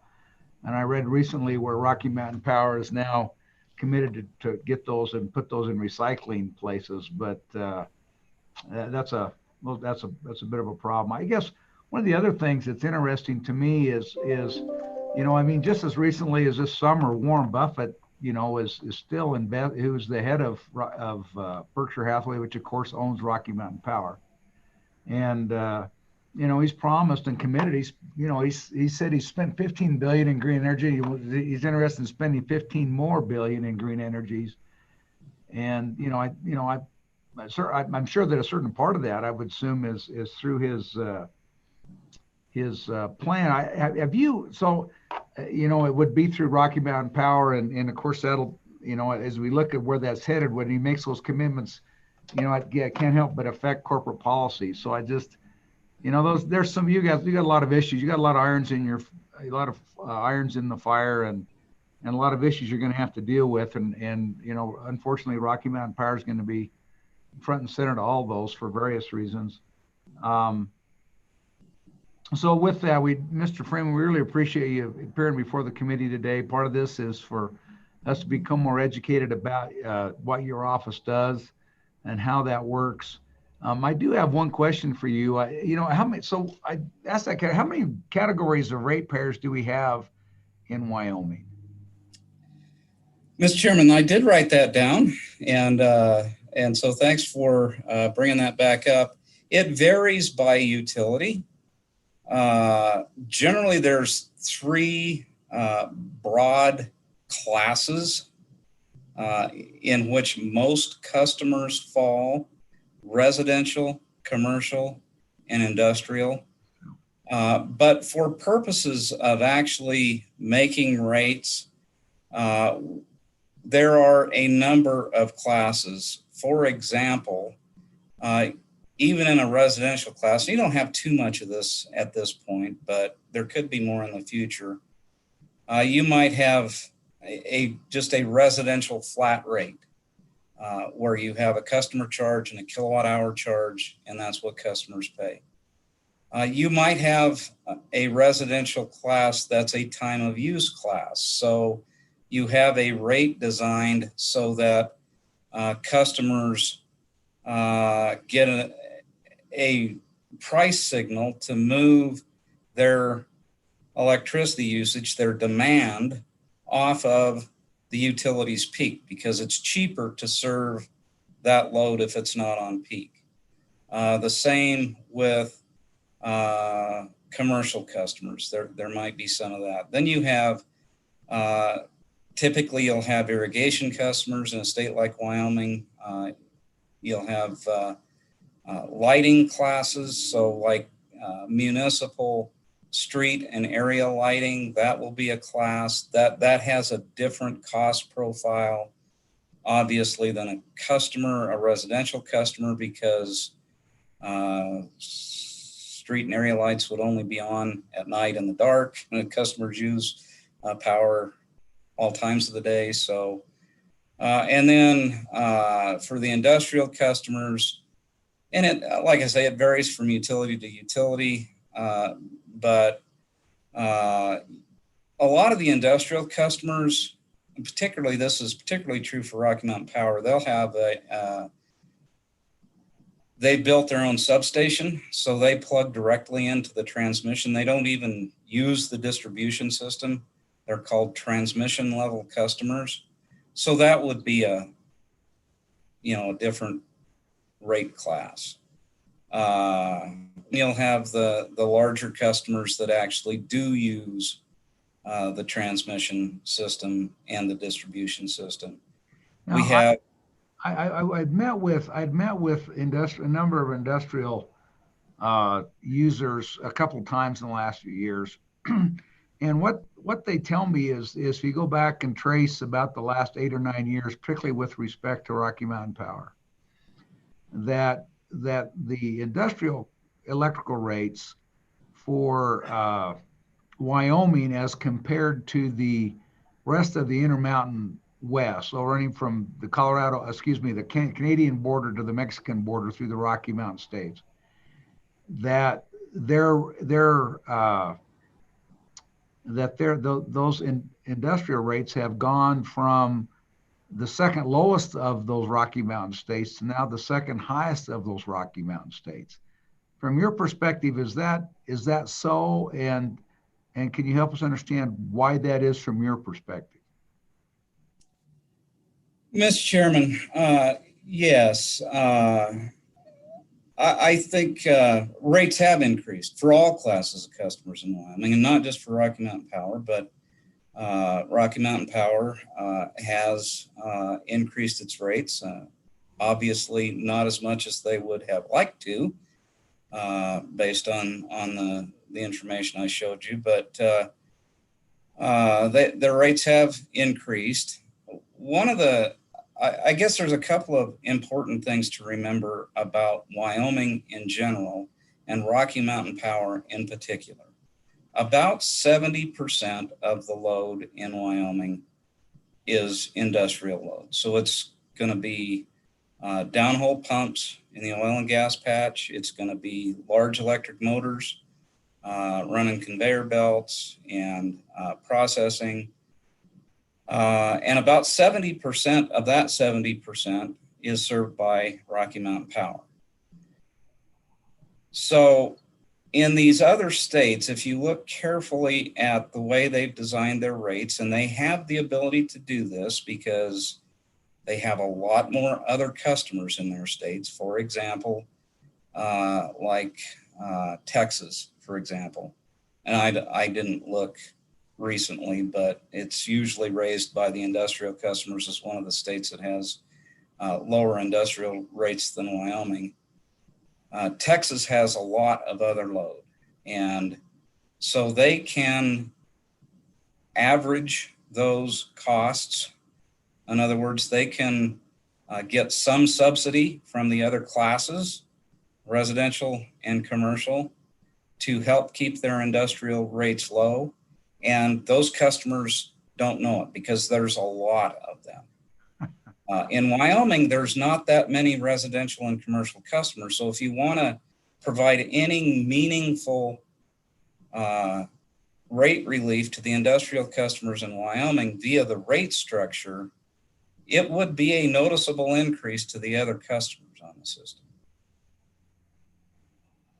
And so when we look at the average rate at I think $8 and or 8, what was it, 8 cents, 8.5 cents or something like that, and you average that across, is that the average? Is that just taking the various rates and just doing an arithmetic average among the rates, or is that weighted based on use, or is that just the? Mr. Chairman, it's a very gross number that's calculated by the Energy Information Administration. What they do is all retail electric providers in Wyoming report to the Energy Information Administration, which is part of the DOE, what their sales are every year. So we know how many kilowatt hours are sold in the state every year. And they also report their revenues. So it just divides the revenues by the kilowatt hours, and you come up with a rate per kilowatt hour. So right. It's okay. Thank you. I appreciate that. I understand that. The S&P information that I alluded to earlier, it's a lot more granular. They actually compile things at a more granular level. However, it's a proprietary subscription service. Okay. And it's pretty expensive, so I don't subscribe. Okay. All right. Thank you. Members, other questions for Mr. Freeman? Senator Grew. Thank you, Mr. Chairman. I guess just a general question here. You say on page 17 about considering extending or eliminating the sunset provision on this department. And you're an independent arm of an independent agency, which is the Public Service Commission. Can you just kind of give me just a couple of minutes on why you think that system is important? I mean, we see other states around us that don't have this system. You've talked about what you've done, and I really appreciate, the information that you've given us today, but just talk a little bit about that for me for a minute. Mr. Chairman, Senator Grew, I think it is important, and there aren't very many states in the country that don't have an independent consumer advocate function. The Dakotas happen to be 2. And so there really is no consumer voice in those jurisdictions. We used to do it that way, actually, where the commission would appoint members of its permanent staff to appear in proceedings as consumer advocates. And that, in my experience, it didn't create a lot of problems, some, but it could have. And here's why. These proceedings before the Public Service Commission, Senator Guru, are what's called quasi-judicial proceedings. And so the commission, when they go through this, they have to adhere to the Wyoming Administrative Procedures Act. They have to give notice, and they have to give parties due process and all that stuff. And at the end of all of it, they issue a written order that presents their findings, and that's appealable by anybody. You know, it's appealable by the utility, it's appealable by us, which under the old system, we didn't have the right to appeal a commission order. And so it's important for the commission. In the old days, after you were done with a contested case and you'd made your recommendations, you went back on their permanent staff. And if they didn't like what you told them in that contested case, it could be the case that they would let you know that. You know, and that could, you know, sort of influence your recommendations in future proceedings. This is a much better way, if for no other reason, just from the standpoint of talking to ratepayers and telling them how it works. You know, they were pretty savvy in the old days of saying, well, geez, you're not independent. You're just doing what the commission tells you to do, right? So that this is better.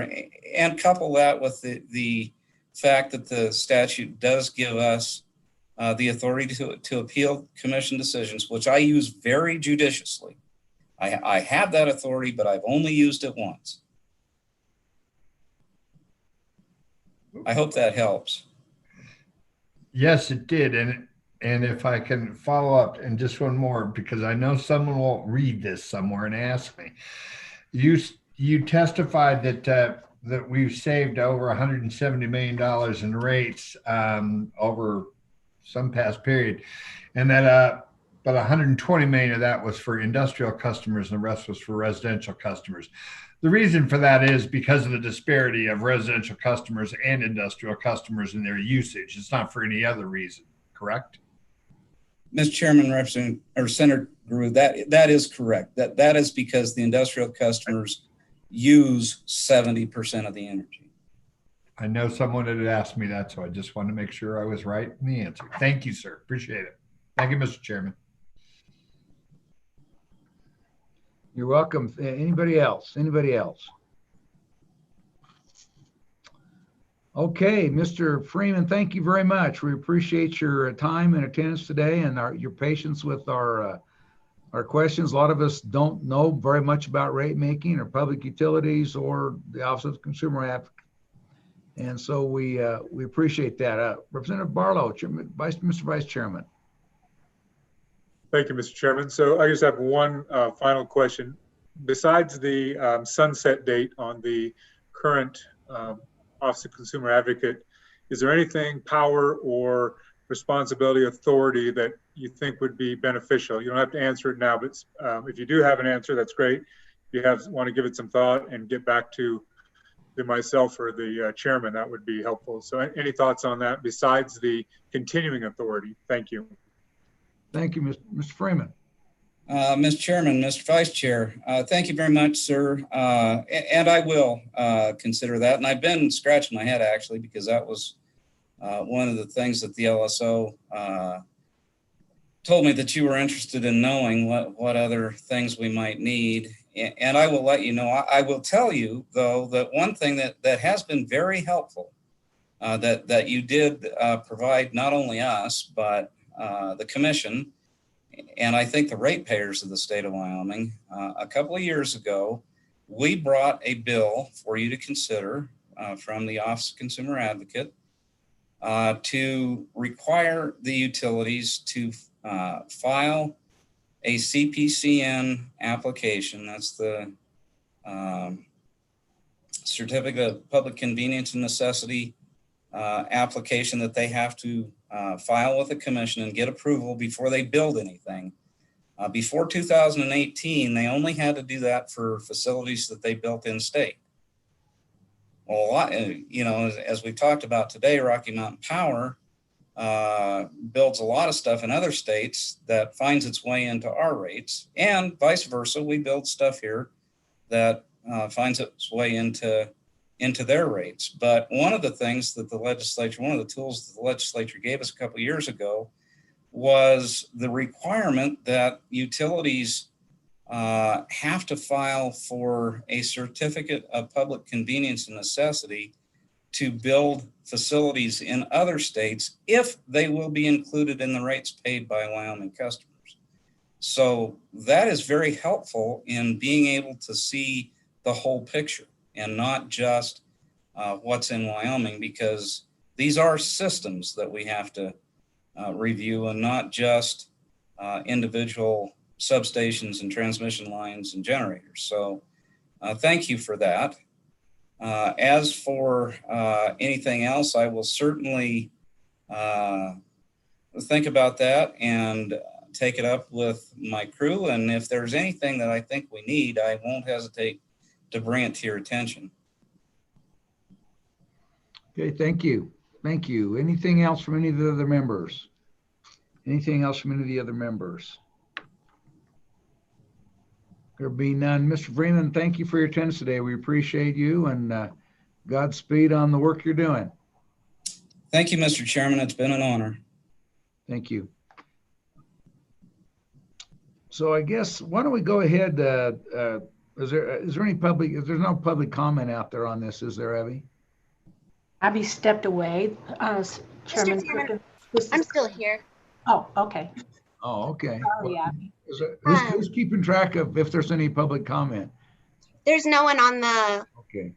on the call for public comment. All right, thank you. Why don't we go ahead and Carla, why don't we jump into at least your portion of this, the state audit enforcement and fiscal procedures training, and you maybe we can get your part, we'll get your part done before we take our lunch break. Certainly, Mr. Chairman, thank you. Mr. Chairman, members of the committee, the next item is tab number 8 in your notebooks.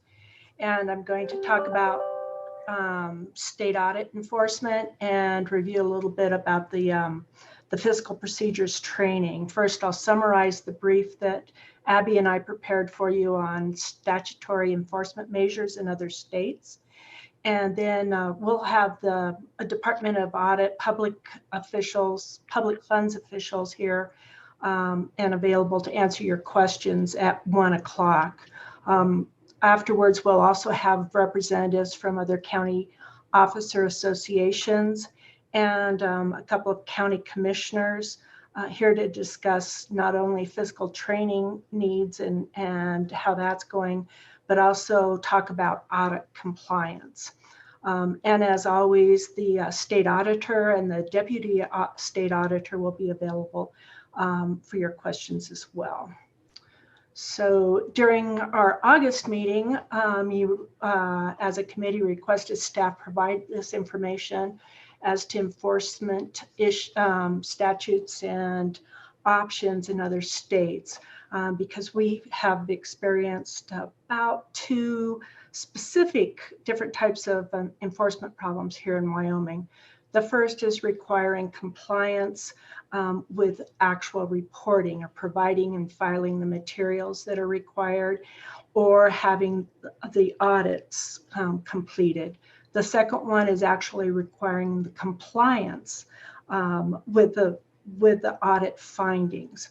So most states do address the report filing and audit requirements, but not necessarily the compliance with the findings. To quickly review, Wyoming statutes require the counties, cities, towns, and special districts to report the revenues received and expenditures made each fiscal year by the end of September. Then the Department of Audit certifies to the state treasurer in early October the list of the counties, cities, towns, municipalities which have failed to comply with those reporting requirements. Then the state treasurer is required to withhold those entities' annual distribution until the Department of Audit certifies that the entity has reached compliance. It's a similar process exists for special districts, but it's at the county level instead. And if a special district has not complied with the reporting requirement, they have until the end of November before the department files the notice with the appropriate county commissioners, as well as the county treasurers and county clerks. Then the commissioners are required to put the notice in the paper, and also then they are able to withhold those funds from the county and the special districts, the county entity and the special districts.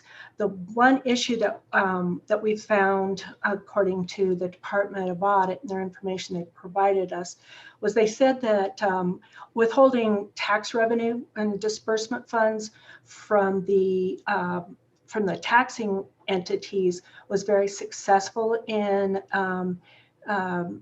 motivating them to comply, but for the entities, the special districts that are funded by user fees, there are no deposits to withhold, and so the leverage is a lot less with those. So so if by the end of the year the special district is still not in compliance, the county commissioners by statute must seek dissolution of the special district. So the Board of Commissioners is to declare the entire board vacant and shall fill the board by appointment and for the sole purpose of acting as the trustee to dissolve the district. And this is something we didn't see with any of the other states as far as a compliance mechanism that they used. So going to the other states, we looked at 8 other states, and this starts on page 3 of the brief if you want to follow along. We found a number of interesting and different approaches.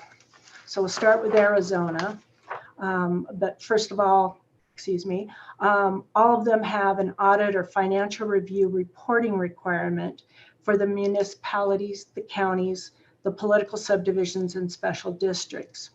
The enforcement mechanisms for compliance tend to be directed to ensuring that the audit is performed and the reporting is submitted. And so they're similar to Wyoming for most of these states, as they do direct the state or the county treasurer to withhold the funds if a entity is not compliant.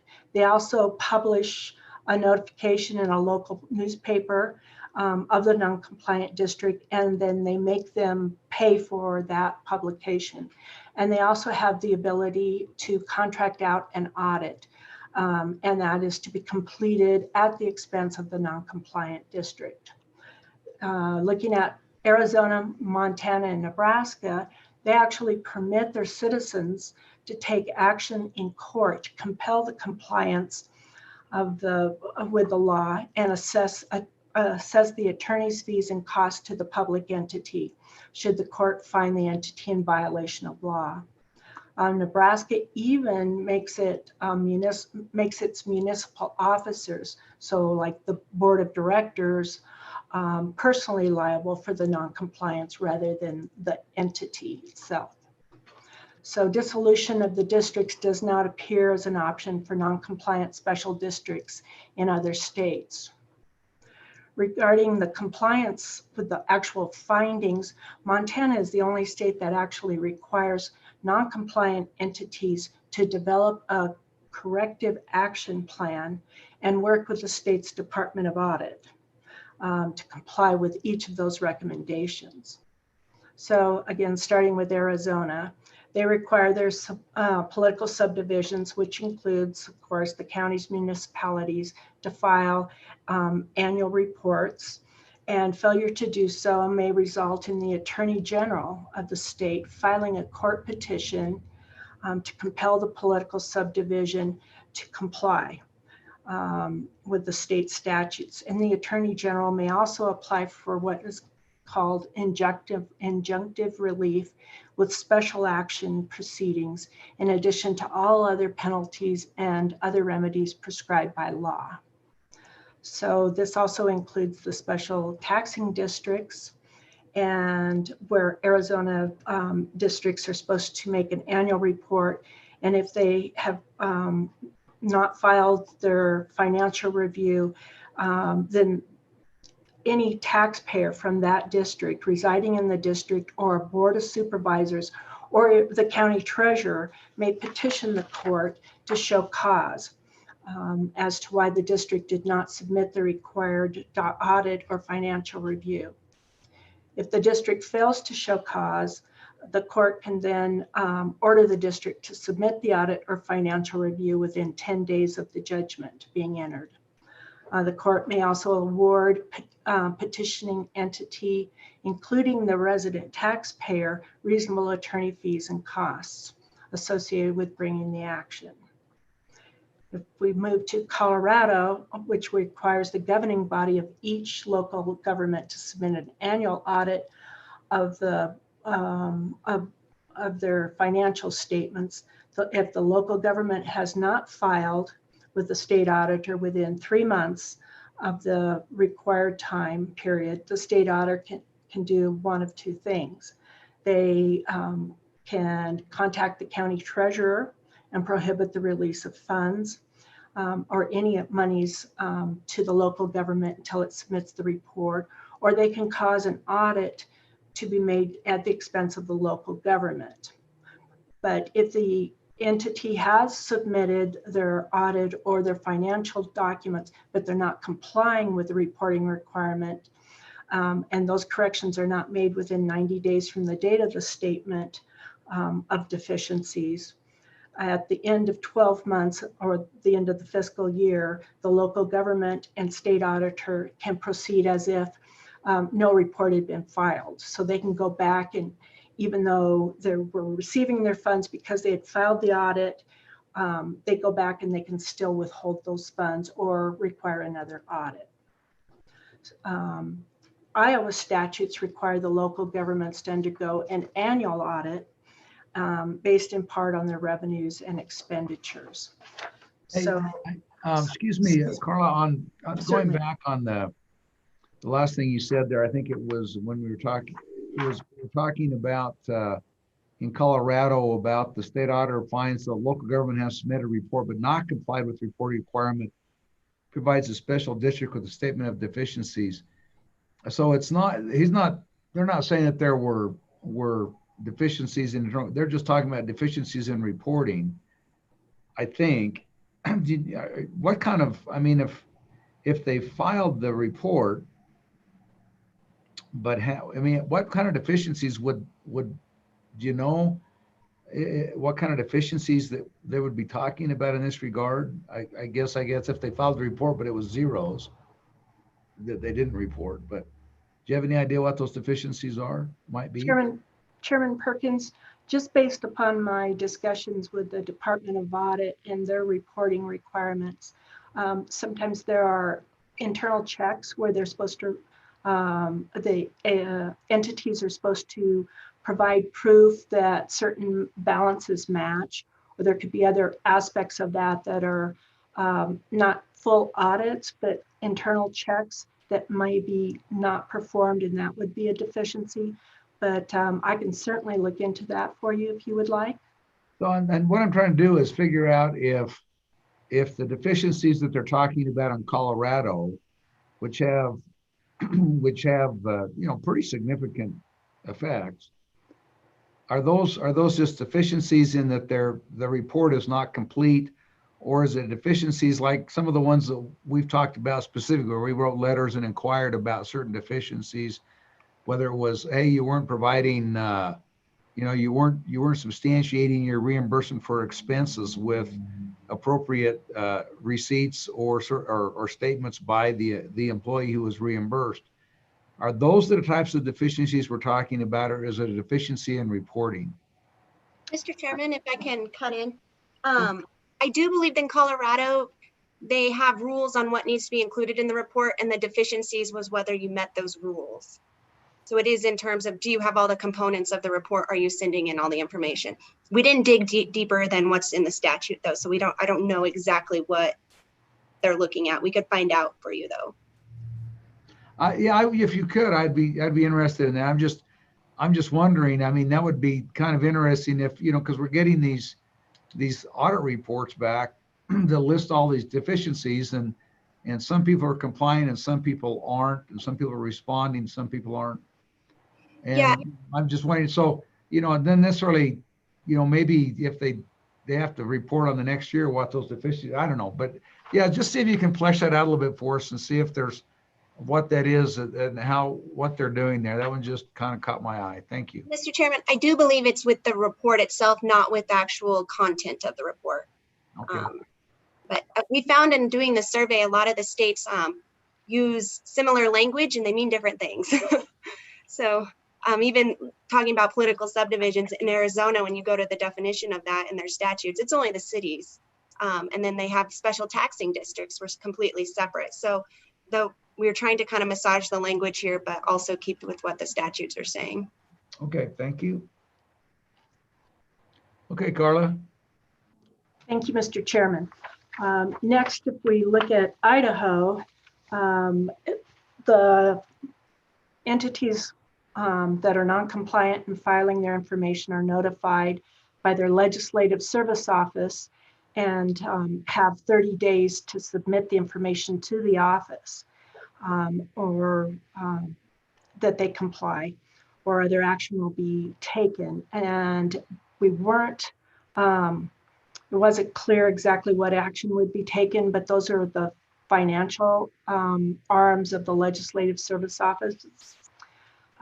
Then if the non-compliant entity is prohibited from including, prohibited from including in their budget any increase or otherwise permitted increases according to statute.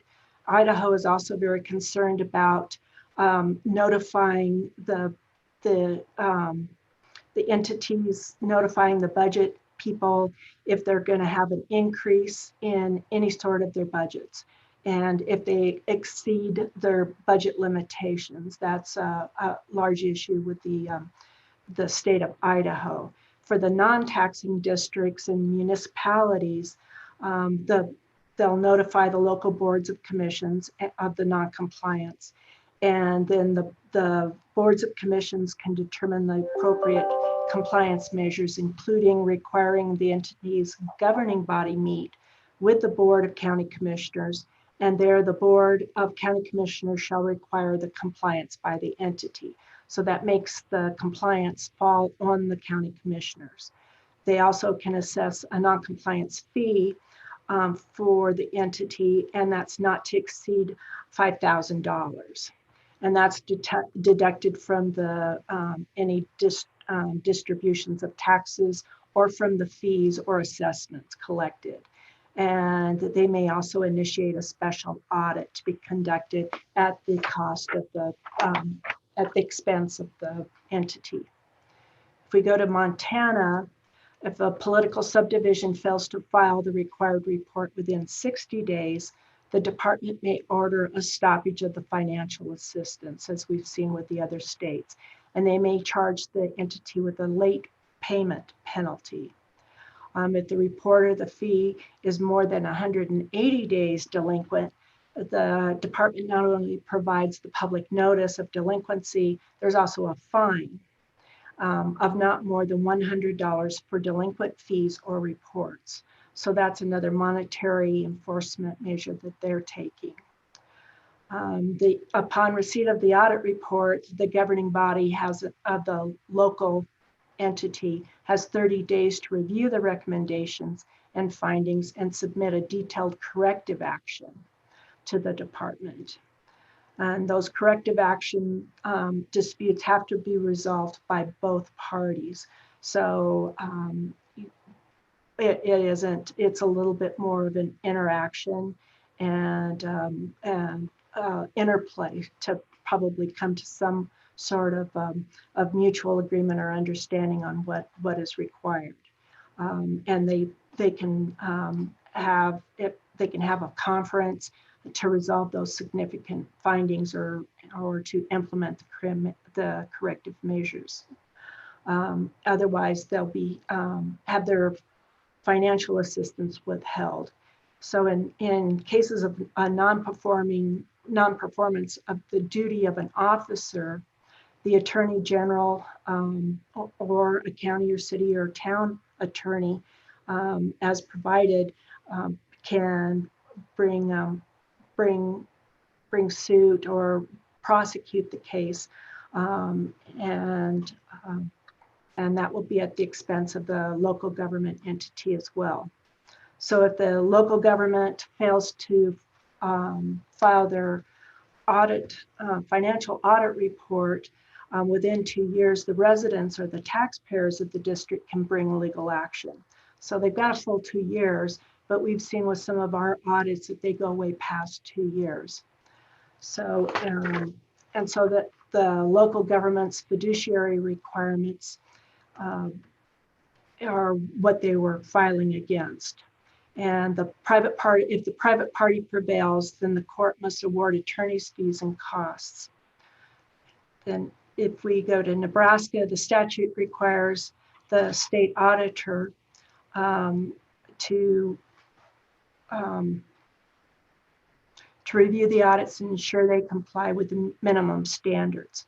The municipalities in Nebraska must have an annual audit, and that's conducted of all their functions. And if the municipality fails to have an audit conducted, any resident taxpayer may make a written demand. And if 30 days pass without any action by the municipality, they may file the action against the municipal authorities, requiring them to have an audit conducted. And the municipal authorities are personally liable for the cost of the action if it's upheld. Nebraska statute provides for the withholding of distribution of monies. And if the audit is not filed within 6 months of the notice of delinquency, the state treasurer shall distribute any withheld funds to any other cities, villages in the same county as the non-complying municipality. North Dakota statutes charge the state auditor with auditing political subdivisions once every 2 years, except as otherwise specified. And if the report is not filed, the state auditor may charge for the additional examination or audit, as well as any other services rendered. Additionally, the state auditor may charge a, quote, political subdivision a fee not to exceed $80 an hour for the cost of reviewing the annual report. Utah, our final state, requires political subdivisions to be audited depending upon their revenue and expenditure levels. The special district is required to have the audit review, compilation, or fiscal report made at least annually and shall be filed with the state auditor within 6 months of the close of the fiscal year. If the political division or other local entity does not comply with the account report requirements, the state auditor may either withhold allocated state funds, which would include paying the cost of the report, or if no allocated state funds are available for withholding, the local entity shall reimburse the state auditor for any costs incurred in completing the account reports, or the auditor may prohibit the local entity from assessing the money held by the state and money held in an account at a financial institution. So as you can see, each state has a different take or ability that they're using statutorily to try to compel enforcement. And at that point, I think I'll take questions if you have any for me. Otherwise, we'll probably need to wait until 1 o'clock for the Department of Audit. What can I do for you? Yep. Thank you. So any questions for Carla? Any questions for Carla? All right, thank you, Carla. I appreciate that. There's some interesting provisions in some of those states for compliance. So with that, it's I've got 12:06. So why don't we go ahead and if there's we'll take our noon recess until 1 o'clock, and then we'll reconvene. Any